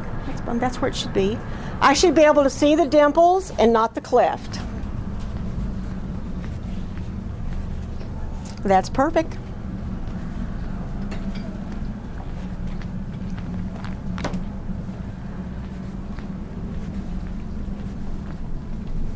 Maybe a little bit lower. Can somebody tell me what those little dimples are? Posterior iliac spine. Mm-mm. What are those little dimples? Anybody? This is from your bones. You should know it from the bones. It's a joint. What's the joint? Sacroiliac joint. That's the surface part. It's a really big joint. Remember, it goes all the way down the sacrum. It's really big and long, but what you see on the top is that's where the hip is sitting on the sacrum. And that's where the joint is, okay?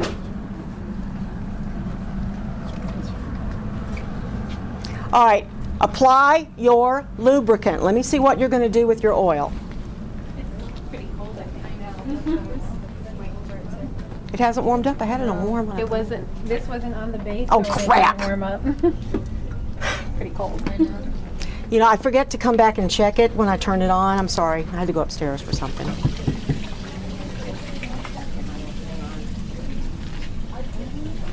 You know, some places where you work, you're not going to have a warmer. You're going to have to do it manually by rubbing it between your hands, which is not a bad idea because then you warm your hands up, you know?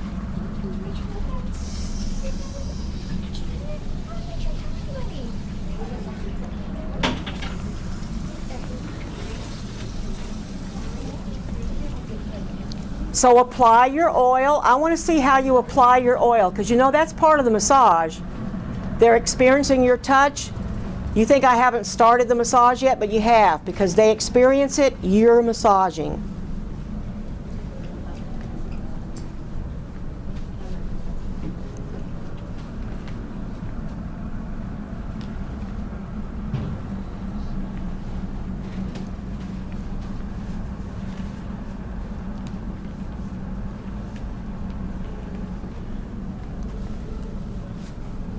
And when you're done, stop.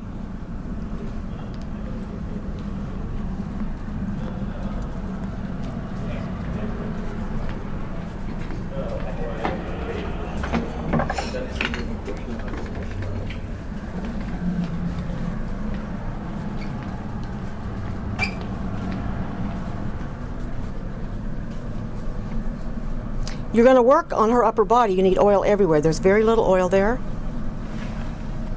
That's a good, see it's nice and it has a sheen to it. It's not shiny, it's not dull, it's perfect. It's gleam, a little gleam to the skin, but you need to put some here too, hon. Okay.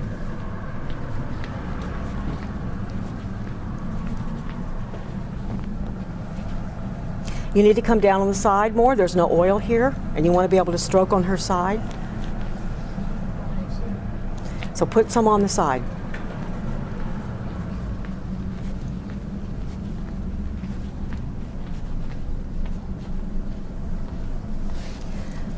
Good here, need more here. There's none at all over here.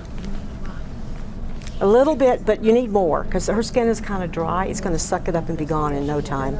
Yeah. Too much oil. You want to use a balm? I got the balm over there if you want to put the balm on. Can we do the balm instead? Yeah. Okay. You can use mine, which is unscented if you want. It's right up here on top. But the rest of it is in here. So just pick one for it. You want a plain one with no scent. There's that one. There you go.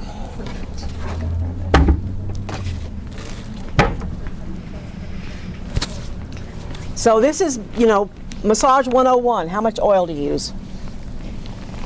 She's a French fry. That's a bit too much. Just a bit too much, okay?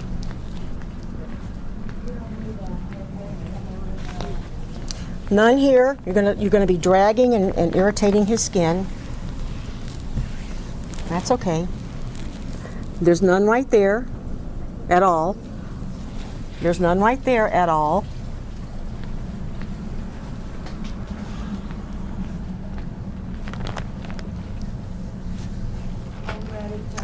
A little bit more. There's none here. I can not feel any oil at all. And you want to be able to stroke those side muscles as well. And a little more here because you want to pick the arm up. Okay. So bring your oil down to the table.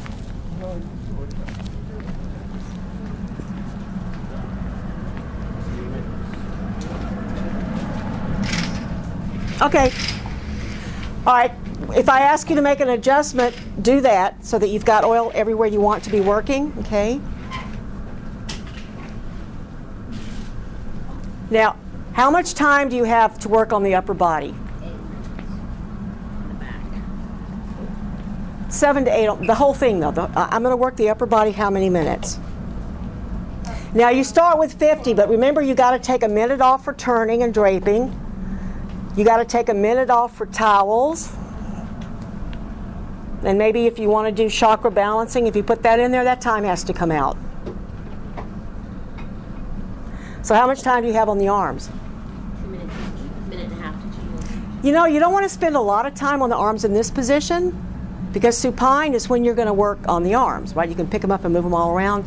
So just to complete your strokes is what you're going to do on this side.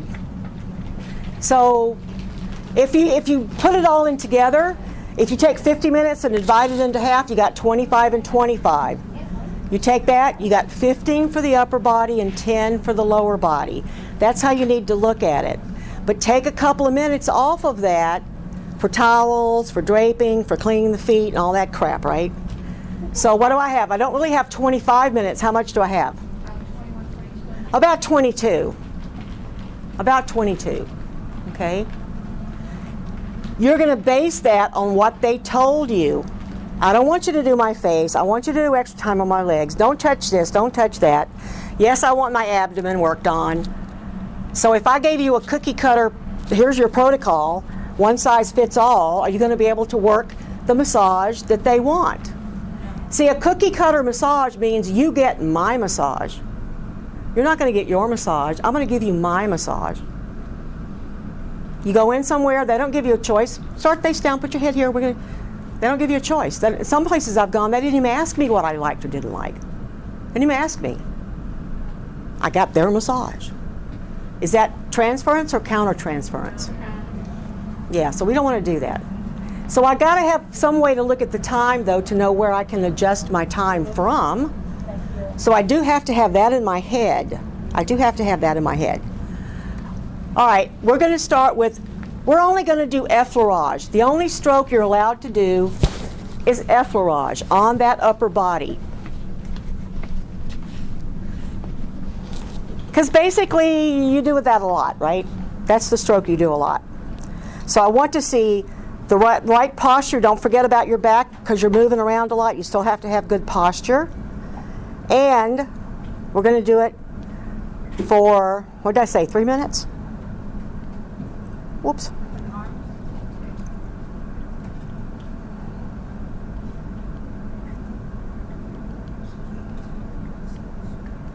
All right.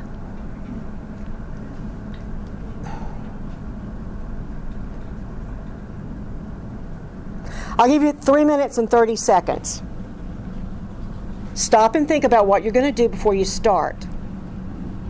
Remember, it's like chess. I have to think 3 steps ahead because if I want to have smooth transitions, I need to know where my hand should be when I end doing this. I'm going to go over there next. What do I have to do to get there from here to make it smooth? So I'm not just thinking about what I'm doing. I'm projecting a little bit into the next part of it. So where's your focus when you're working? What are you thinking about? Just your hands. That's all you should be thinking about. It's where they're going and what they're doing. So nothing distracts you. So you got a blank mind. You could be thinking of purple or whatever. But you put yourself on autopilot. That's just about the best way I can describe it. Some people say you're in the zone, whatever that is, right? But it's a form of auto-hypnosis. That opens up your intuition. That allows your intuition to take over. So you're doing things without a stop and think kind of attitude, you know what I mean? But it's all about your hands. It's all about thinking only about what you're doing. What are your hands touching? What does it feel like? What are you going to be doing for that person? And you know, it's kind of relaxing for you because you give yourself a little mini meditation session every time. It's kind of nice. What the Buddhists would say, being in the now, right? Being in the now, clear mind. According to them, that's how you live long and prosper. All right, you ready? Yes. Start. Only effleurage. I don't want to see anything but effleurage. It can be fast, it can be slow, it can be deep, it can be light, but it has to be effleurage.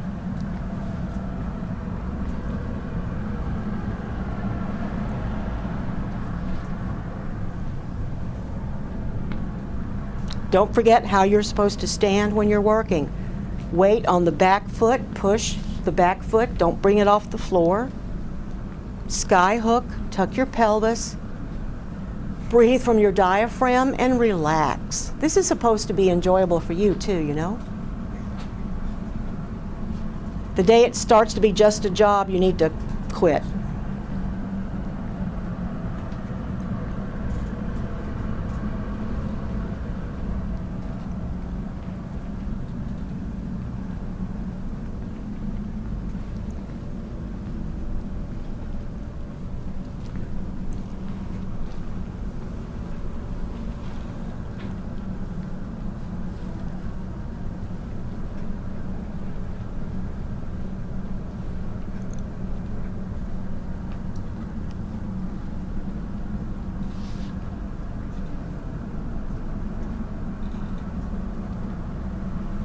The basic underlying rhythm that you all tie everything to is 60 beats a minute.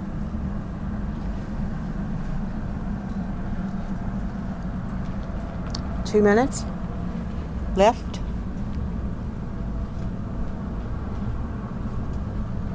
Now don't forget the head, that's part of the upper body.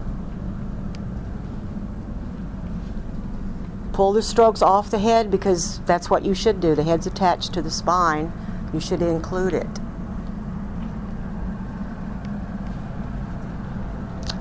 Minute and a half.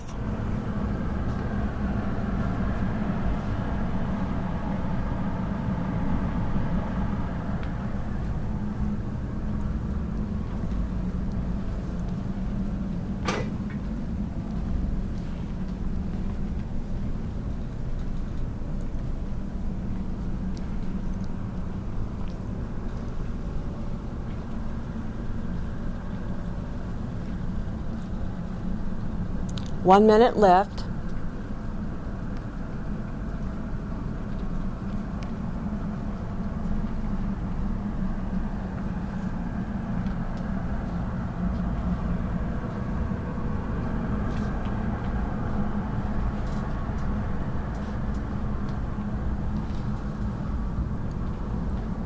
Watch your towel. Becca's touching him. 30 seconds. Think about closing. How do you close?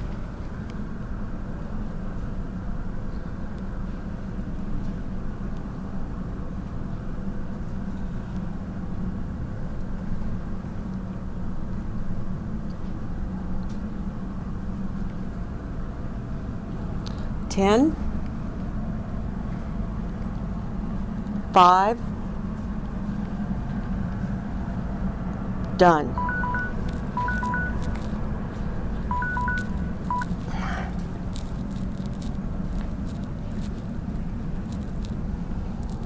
People on the table, did you feel relaxed hands, full hand contact, so they were contouring your body? That's what you should feel with the effleurage, okay? Their hands should feel relaxed as they stroke with the technique, but it shouldn't be, it should feel nice and firm without being too deep, you know what I mean? So you rest your hand and let your hand just contour all over. And tell your therapist if they missed a spot, they never worked there, because you should do this everywhere, right? Your effleurage. It felt complete.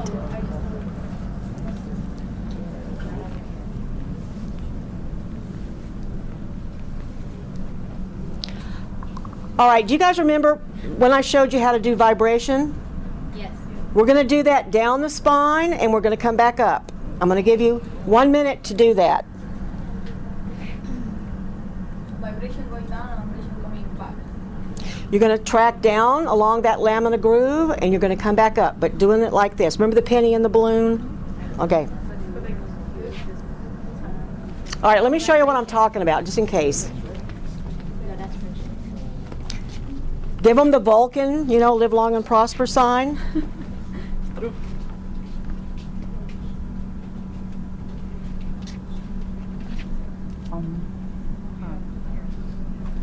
It's called fine tremulous vibrations. And then we're going to do it coming back up.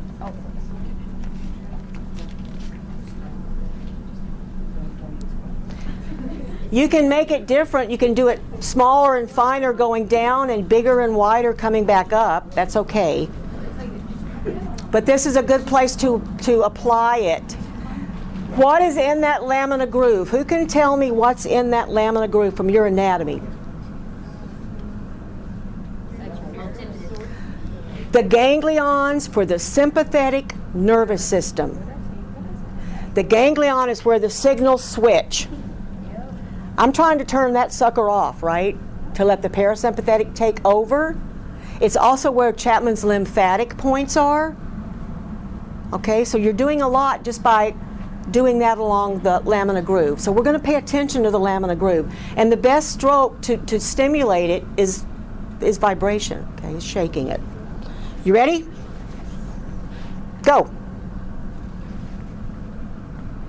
You can use the right or the left hand, whichever one you feel comfortable using, doesn't matter. Try not to let them feel the rest of your hand. It should just be the fingers that they feel, okay? Like a workout.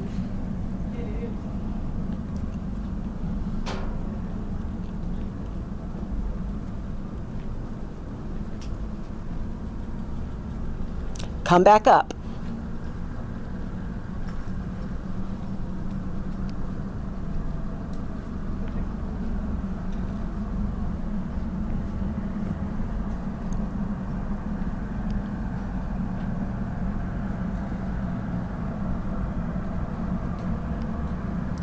You're not doing vibration, you're doing circular petrissage. 5 seconds. 1, and you're done. You know, you could have counted in your head.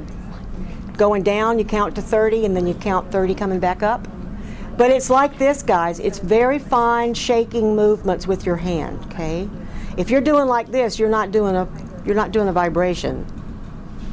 That's a circular petrissage. Okay? And the best way to do it, because this is the hardest, the most tiring stroke you can do, is the fine vibrations. That's why you only do a little bit of it, you know, throw it in here and there. But this is the one place where you really want to use the thing for the whole structure. You really do. But if I'm back a little bit from my work, it's much less tiring than if I'm right over it, trying to dig, you know. Don't step back so that your shoulders can stay dropped, and just follow your hand down, count to 30, maybe stop, and then pull your hand back up. Pull it back up. One could be finer than the other. You know, variation is always the name of the game, especially with the nervous system. Who knows why? Who remembers why? Why do I have to do variations with the nervous system? Because I want it to keep paying attention so I can keep making a change. It's called habituation. Remember habituation? That's why your trigger point work shouldn't be one deep pressure and you hold it forever. It should be a variation so you keep your brain paying attention, okay? Paying attention. All right, what is the most common form of vibration you use though? Rocking, right? That's a big gross movement. So I'm going to give you 45 seconds for a rock.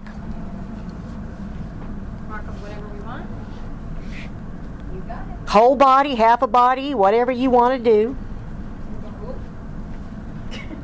Okay, you ready? Rock away.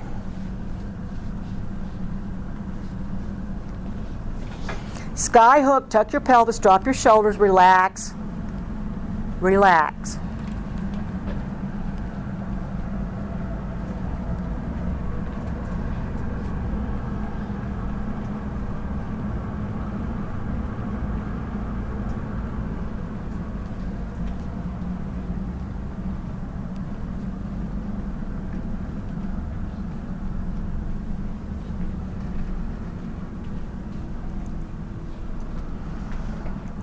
Start bringing it to a close.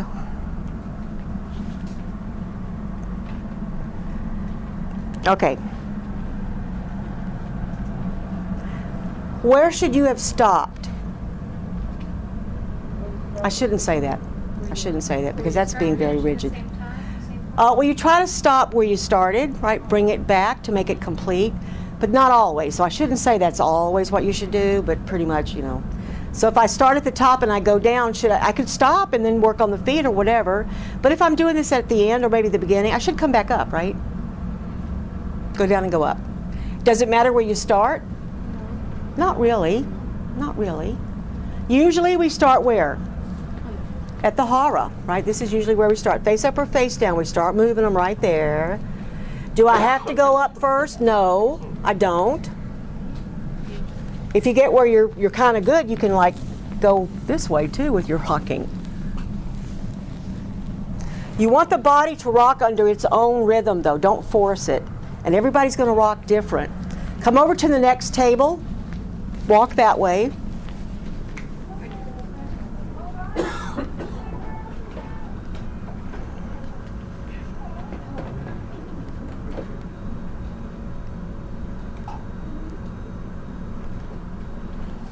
And we're going to do the same thing on a different body. First thing you're going to do is make the drape, check the drape and make sure it's okay. And the table height, because you might have to raise it up or down. That might be a different person there that you need to adjust it. So make adjustments for it, okay? Take a nice deep breath and start rocking.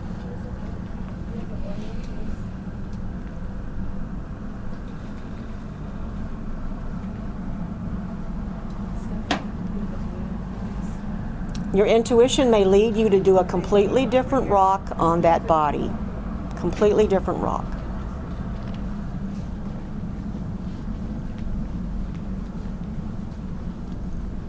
You have 20 seconds left.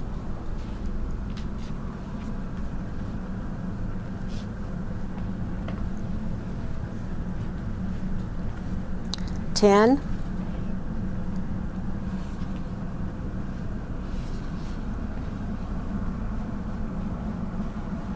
And you're done. Now, people on the table, did you see a big difference in the people who've worked on you? I want you before these last few weeks are over to be able to know who's working on you.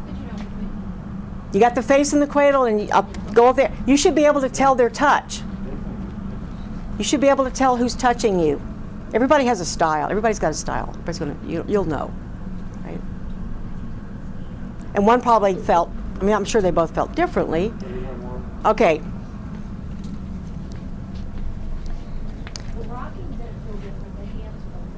Yeah. Now we're going to try just, what is this called? It is, but what do you call it? Circular. If it's going side to side, it's shaking. If it goes up and down, it's jostling. So we're going to shake, and then we're going to jostle. You decide where and which one you're going to use. You decide. But you're going to keep it in the upper body. Okay? You're going to shake and jostle. Think about that. Use both techniques. You got 45 seconds. Go. Sometimes if their shoulders are really, really tight, this is about the only way you're going to get them loose. You can beat all you want, but you got to shake it. Now that includes the arms. I said upper body. Includes the arms.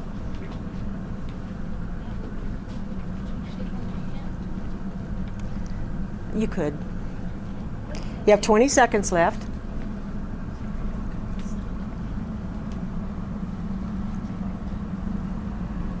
And remember, this stroke, you really have to practice keeping your posture straight and your shoulders dropped and loosen up, because you have a tendency to tighten up to do vibration, but you really shouldn't. Okay, and you're done. People on the table, tell them how that felt.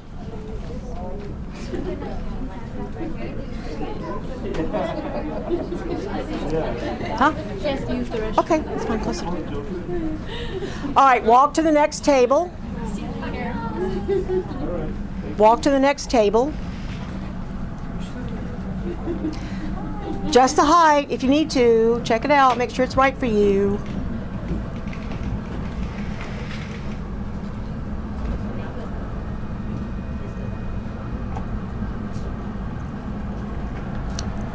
Show me how you jostled the arm. How we jostled it?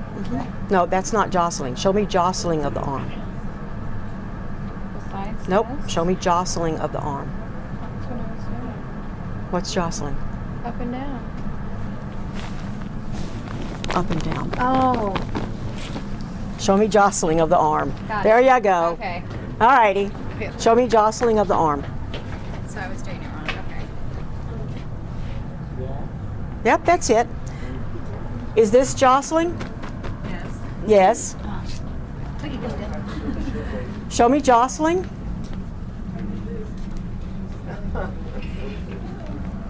Jostling. Yep. Watch your back. Watch your back. That looks good. I don't have a body. I know. That's okay. Show me jostling. On the arm. Just the arm. That was great. I like that. Show me the arm. Yeah, you can work down. Doesn't have to be up. You can work down. You know, the big difference in the Eastern way of doing things and the Western is we always push and they always pull. I don't know which one's right. Doesn't matter. But don't remember you don't always have to push them ahead of you. You can always pull back. So my jostling can go either way, right? Up or down. Up or down. Doesn't matter. Okay.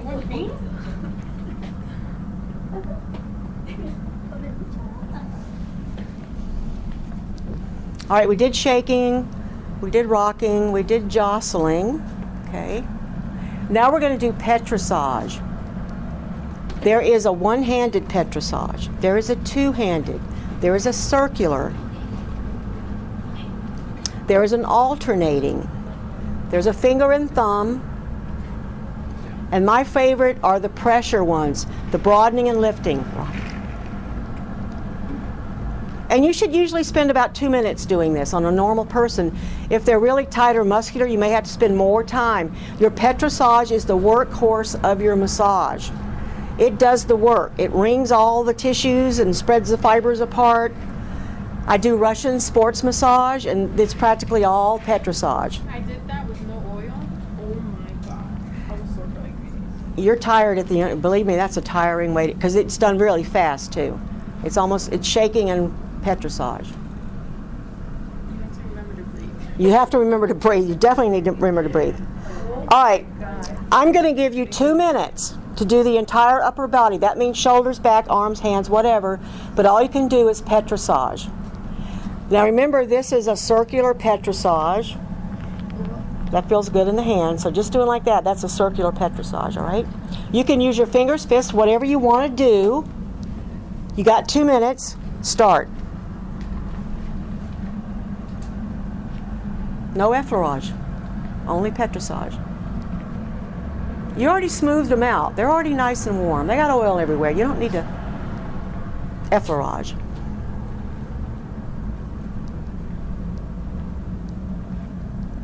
Don't forget ringing is a petrissage too. Ringing feels really good on the back.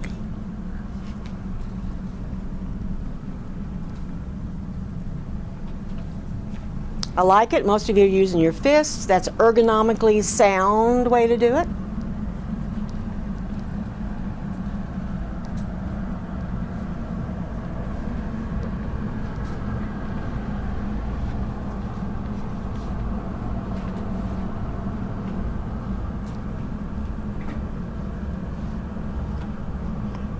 Now, how can you transition from one side to the other without effleurage? You got a petrissage to go around the body.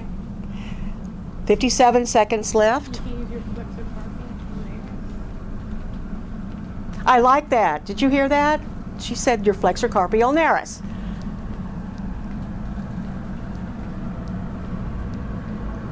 That's perfect. She transitioned by doing a lifting around the neck.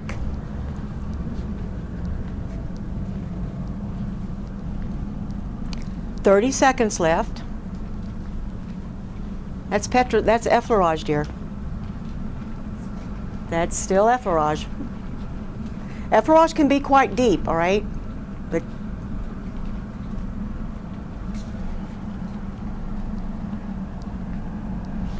ten seconds.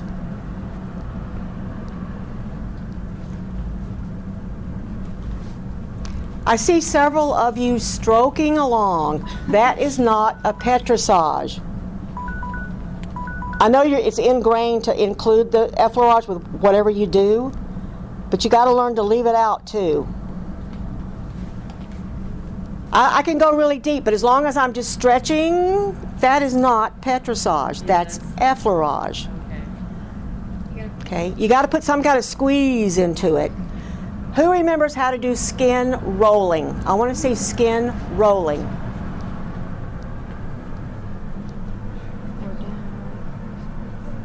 Go all the way down, come all the way back up. Almost. You're leaving out an important part of it, though. That's the right roll, but not the right position for your fingers. Almost. I know how to go down. Okay, let me see. I have to do down here because his little skin isn't quite stretchable up top. That's perfect. Got a really big, nice fold. It's perfect. We're going to do a lot of this now that we're doing therapy. Skin rolling is great in therapy work. You're breaking up all that tight cross-linked tissues. You're opening up the circulation. It's a big part of almost any technique you're going to do in therapy. Okay? Now it's obvious to me that not too many of you know how to roll a doobie. So let me show you how to roll a doobie.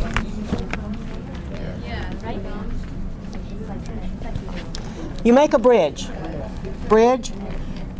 Roll the fingers towards your thumb. Okay, now we're going to switch, and the fingers are the bridge, and the thumb is going to roll towards the fingers. So one side is a bridge. It's straight across and it's anchored together, and you roll towards it. It's either thumbs, roll fingers, fingers, roll thumbs. But you need to have that surface to roll against, right?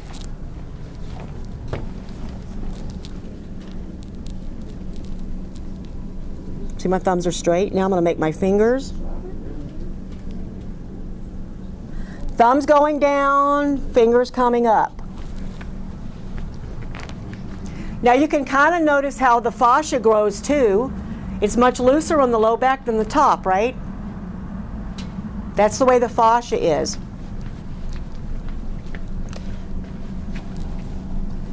Make a bridge with your thumbs. Roll the tissues with your fingers going down. See how much more I can get down here than at the top? Now I'm going to make the fingers the bridge, and I'm going to take the thumbs and roll them. So yeah, that's the part I gotta get going back up is the part. Make a bridge. You can, I put that on my, that's just me. You could use it. Okay. But you're going to roll your thumbs against that straight line. Or I'm going to put my thumbs together and roll my fingers against that straight line. So like this. That's it. Oh. Down, up.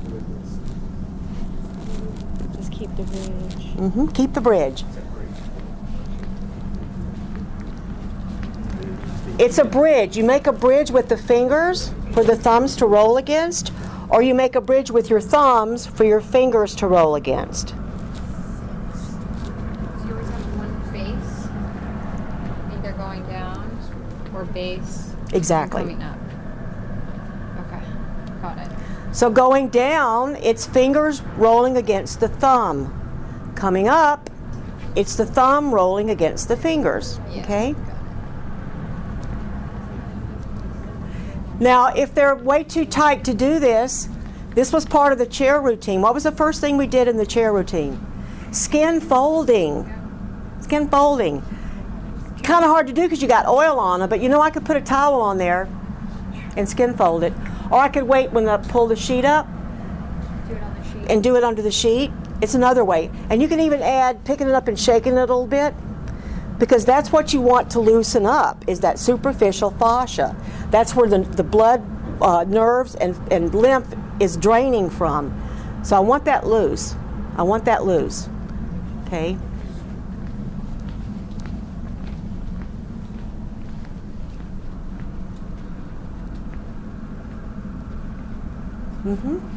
Perfect.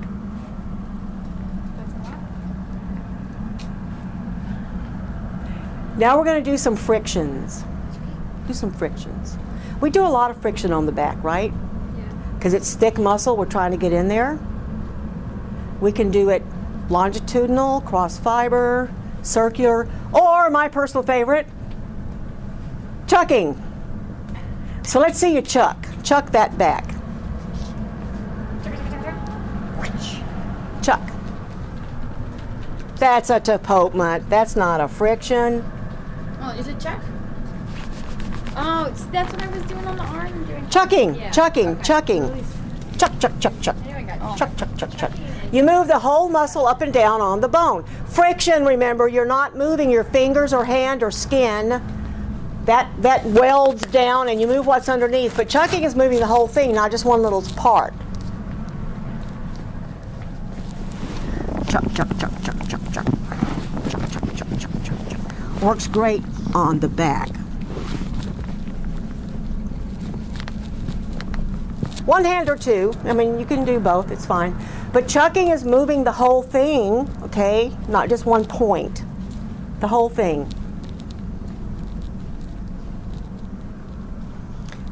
Without sliding. As soon as you start sliding, you're doing something else. All right, now we're going to just, because you're going to start doing more therapy work, now I want to see you do some circular friction all the way up and down the paraspinal muscles. I want you to friction down and up. What kind of friction are you normally going to do? Circular friction, but you don't have to. That would be.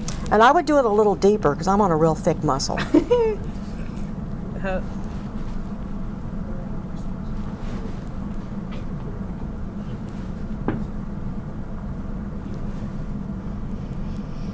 Okay. You can, when you want to have extra strength, remember you reinforce your hand.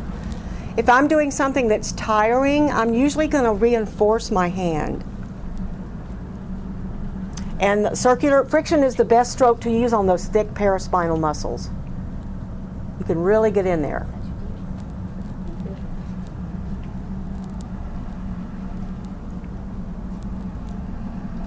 You can just use your thumb, but try not to. Your fingers work just as good. Just as good. Okay. Friction is not sliding. The minute you start sliding and twisting, you're doing a petrissage.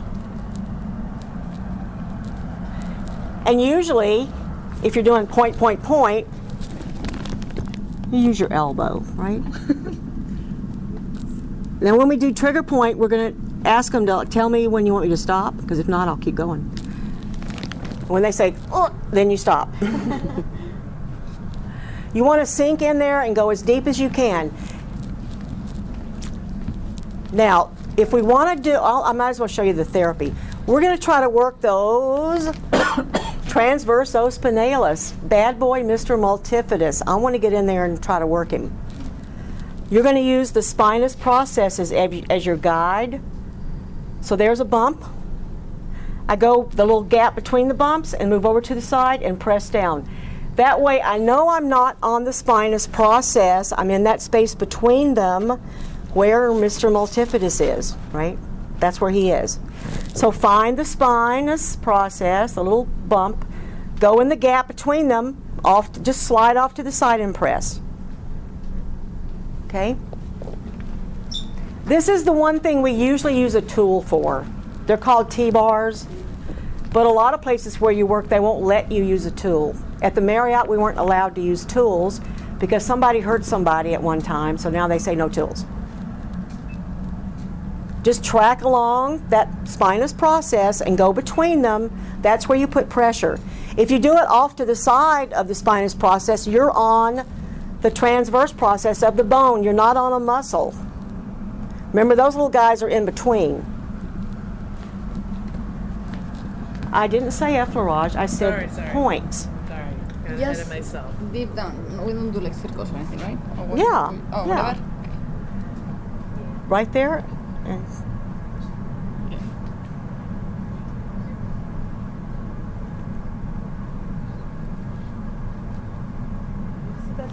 to use? I the more use this one. strength, the middle finger. Yeah, I don't even try to use my thumb because I'm over the work. It's that one. And if I want extra strength, I'm going to reinforce it. Let's do. But I want to be where it's going to do the most good, so I have to track it so I know where I'm pushing.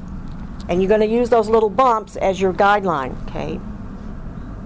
Now at the bottom of the spine, you have a very important point called the Mima point, but it's also the trigger point for the multifidus. And what bladder, God, I told you the name. What meridians am I on? All right, you're on the bladder. You're on the bladder, okay? But you feel of the dimples, you go right above to where you no longer feel bone, and you're on it. Nice. That looks really comfy. So just wipe along the top until you don't feel bone anymore. And stay at the edge because you want to be on the tendon. You want to be on the tendon.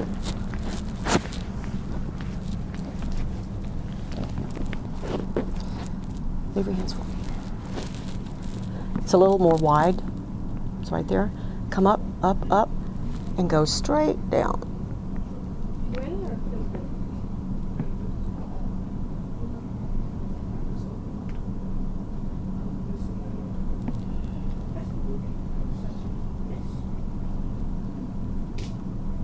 You want to do it 3 times.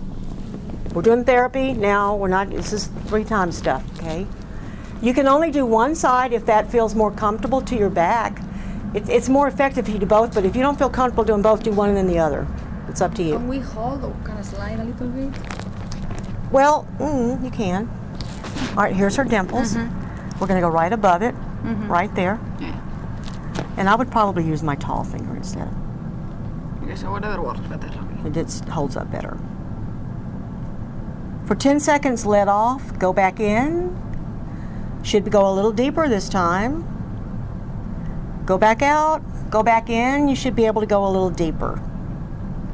You can throw a little friction in if you want. Do a little circle. It's okay. You can throw a little vibration in too. Vibrate your finger. Okay. Now, how could I make that more comfortable for me to do? Get on the table. Get over it, because that's what we're going to do with shiatsu. Get a stool and keep your pressure perpendicular. It's going to make your life a lot easier. Keep your back from hurting. That stool needs to be your friend. We're doing therapy now, right? You need to use it. The clothes hanger anymore? So whenever I want to get over my work, I need to get up and not have to bend over, right? Okay.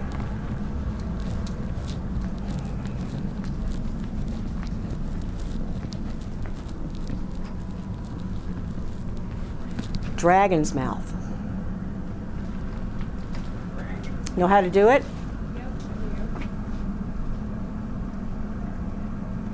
We're going to dragon's mouth the upper trap, just because it feels good. Now, you've got oil on your hands and on them. You're going to get a better grip if you pull the sheet up or use a washcloth or something, okay? Now, if I do it on my side of the table, my fingers are pointing towards their neck. If I come over here, they're pointing away. So you got to kind of gauge which way you think would be more comfortable for them, and it's probably the contralateral side. Okay.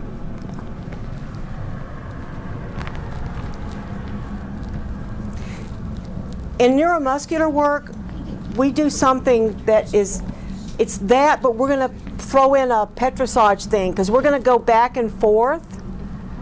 We're going to work those fibers. So get up as close as you can and work out to the edge, but make your fingers go like this.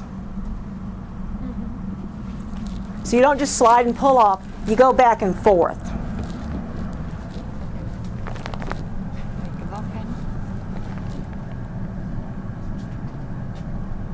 So you're under finger. You're doing this inside? Okay.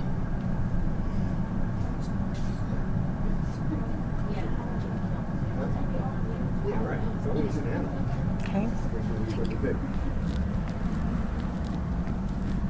It's a sawing movement, you know, because you really, what you're doing in neuromuscular work is you're trying to open up the fibers as much as you can. Most people in America, it's trigger point, that's all they know, but there's a lot more to it than that. You say keep it. Let me show you. Go back and forth. Back and forth. And then we're going to do something else called breaking the twig. It's basically, you're just doing the S, but you're modifying it a little bit. So you grab the tissues and snap it like that with your thumb, breaking the twig. Yeah. Here, break the twig. Break the twig. Just a form of petrissage, kind of squeeze, but yeah.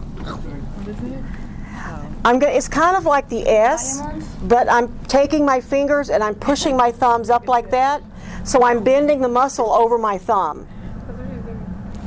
It's just as effective as to do the S, but you're doing like that. See that nice little fold?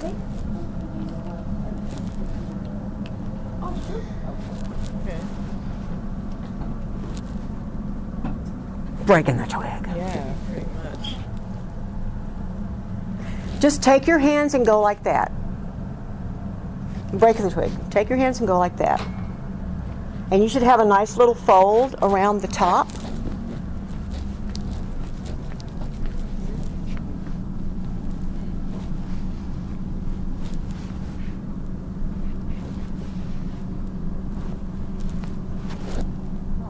I like the S better. Let's do the S now. Remember how to do the S? The snake. One thumb goes this way, one thumb goes that way. It's a friction, honey. You're going to do it nice and slow. You try. Well, it's a petrissage. I'm sorry. See?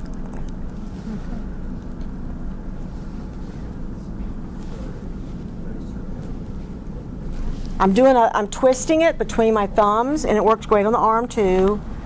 You can keep going in one direction, or you can go back and forth like that, whatever you want to do. But one thumb goes one way and one thumb goes the other. And you want to see the tissue twist between your fingers. And you can do it fast or slow. Yep. And on the arm, you can go like that. Big or small. You can make them big or small. It's all depending on where you're at. So S is therapy. I sent you guys a lot of manuals just because they're wonderful information. There's some really great stuff in there. This is something we're going to use on scar tissue. It's a torque thing, but the S is what you use over scars to break them up. Over scars to break them up, okay? A little more therapy.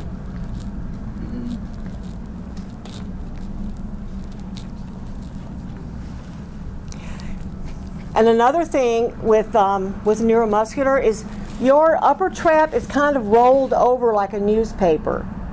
Remember where it's inserting and originating? The upper is along the lateral third of the clavicle. A little bit of the acromion, but not much, about like there. But that makes it curl over. Good way to uncurl it, and it feels great, is to grab it and just pull back as slow as you can.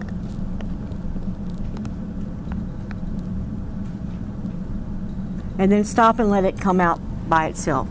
Most people, you can get two positions.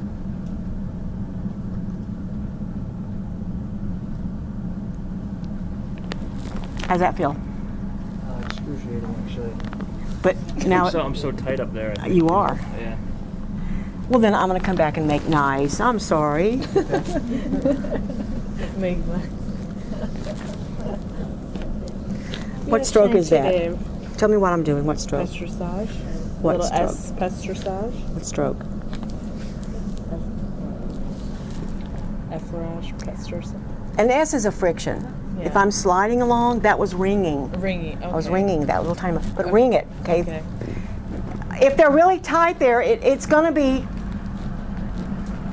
ischemic, and I want to release all that tension in there. but do it on the contralateral side. Don't try to do it on your side. Reach over, grab the contralateral side, and just simply lean back and let those fibers pull back up from out of your hand. Just let them pull back. You'll go so far and then you'll hit a little band and it'll probably just pull out of your hands then, but that's okay.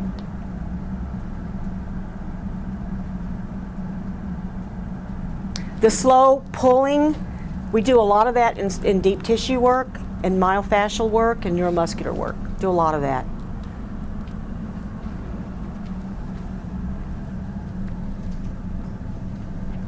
And a lot of people, that's where they have the tension in the neck, right? That's where it's at. Now when they turn over, we can do the S on the neck to loosen it up. So you walk up those vertebrae like this with your S. Okay. I want to loosen him up segment by segment. So I'm going to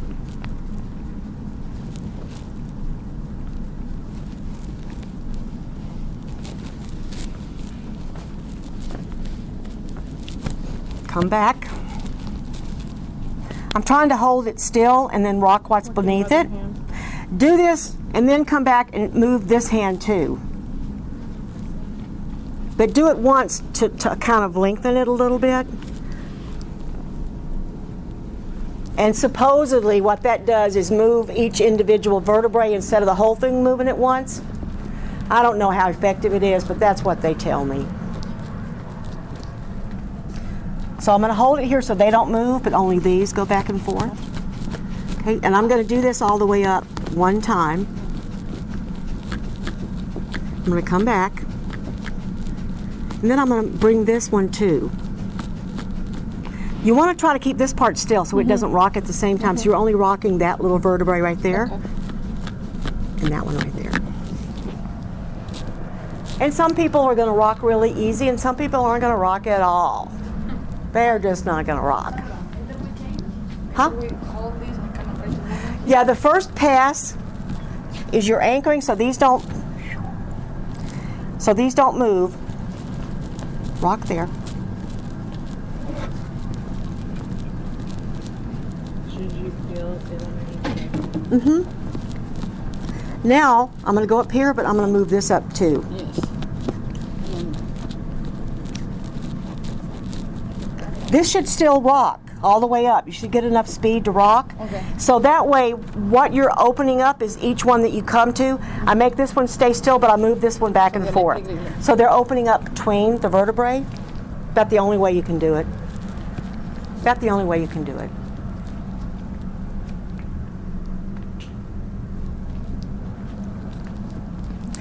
All right, I'm going to show you a very safe way to work on the shoulder and to protect your back at the same time.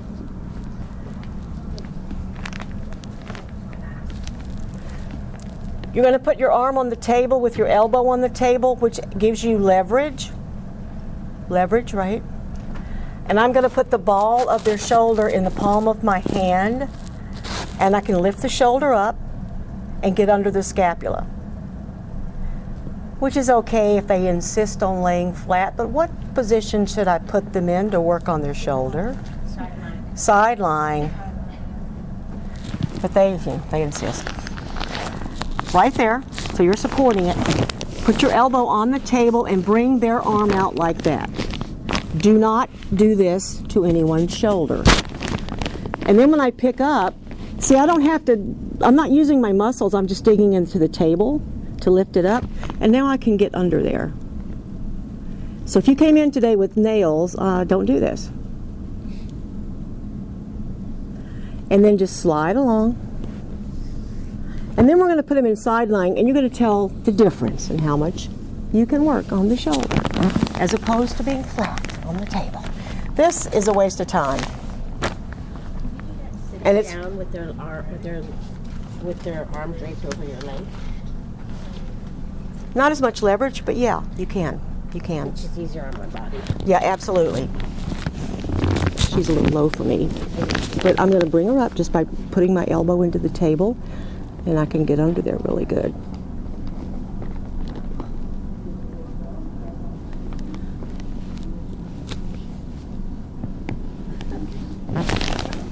My shoulder doesn't like to do that. don't. If it bothers you, don't do it. Okay? It's easier this way. You know, anyway. Absolutely.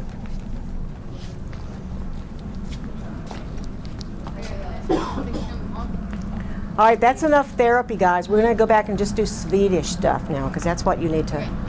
Swedish.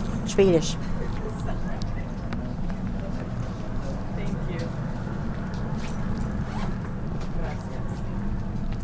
you. Let's do some ranging for the upper body. In this position, ranging that you would do in a Swedish massage. In a Swedish. Remember, in this position, if you take the arm up over the head, you can't let it be, you got to go like this, okay? You can't hold it up higher than their ear. So just let your arm hang naturally down the length of your arm, and then their arm is loose. You really want to get crazy with it.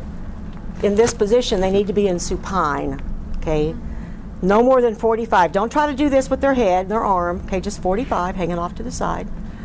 And I can do this, and what am I doing to the shoulder? Circumducting it. Looking and seeing, now what? Rotation. Now what? Horizontal. Abduction with scapular retraction. The scapula went that way, okay?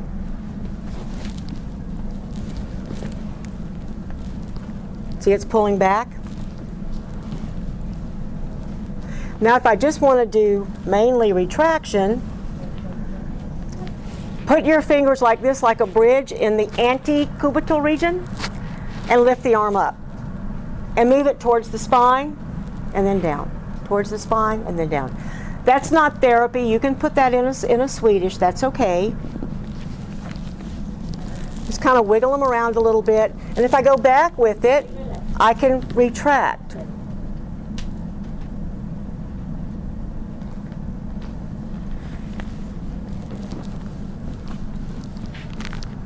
If I pull this way, what's happening? Depression. It's depression. And it's a nice, gentle depression. It feels great. Okay. What did you say about that? How do I hold it? That's where you're holding it, like that. You just put your fingers in there like that? Yeah, like a bridge.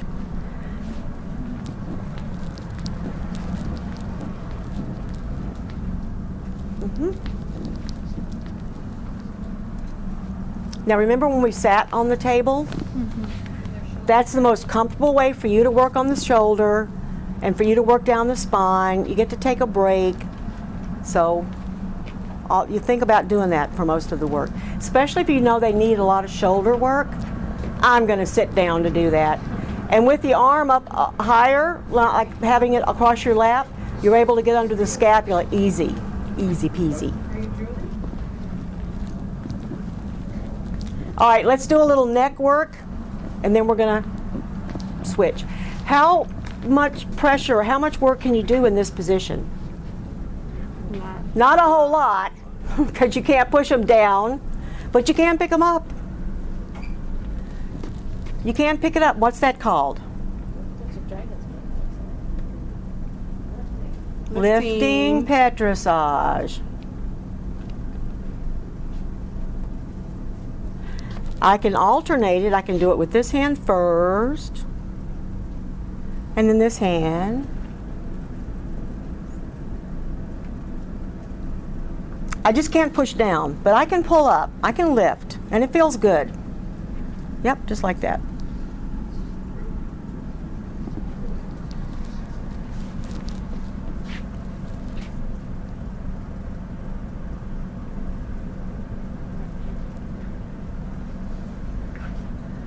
So do it on one side and then go and do it on the other. So you want to use your fingers on both sides, not just one. And I'm kind of pulling towards across the neck, right? Up and across. And then I'm going to come over here and do it over here. How's that feel? It hurts? He's in bad shape. Get more massages then if that's how it hurts.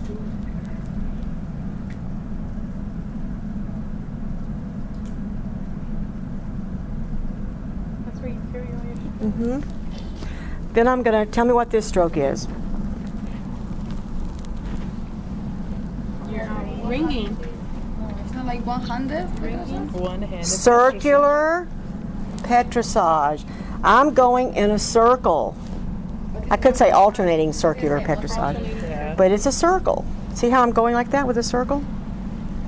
And when I pull back, I'm actually twisting his skin. So I'm making a circle, And that's about it in this position. You can't do too much more because you will hurt them.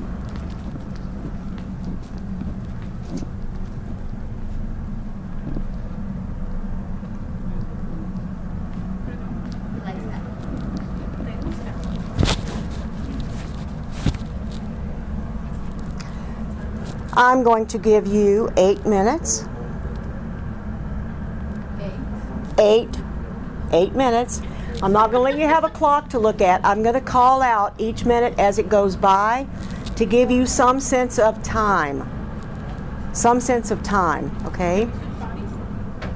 Just the upper body. That includes the scalp, the back, the arms, the hands, ranging them to include that. Okay? You ready? Same body. So what are we doing, sorry? Can we switch? You can switch. That's a good idea. Grab somebody else. Grab another back.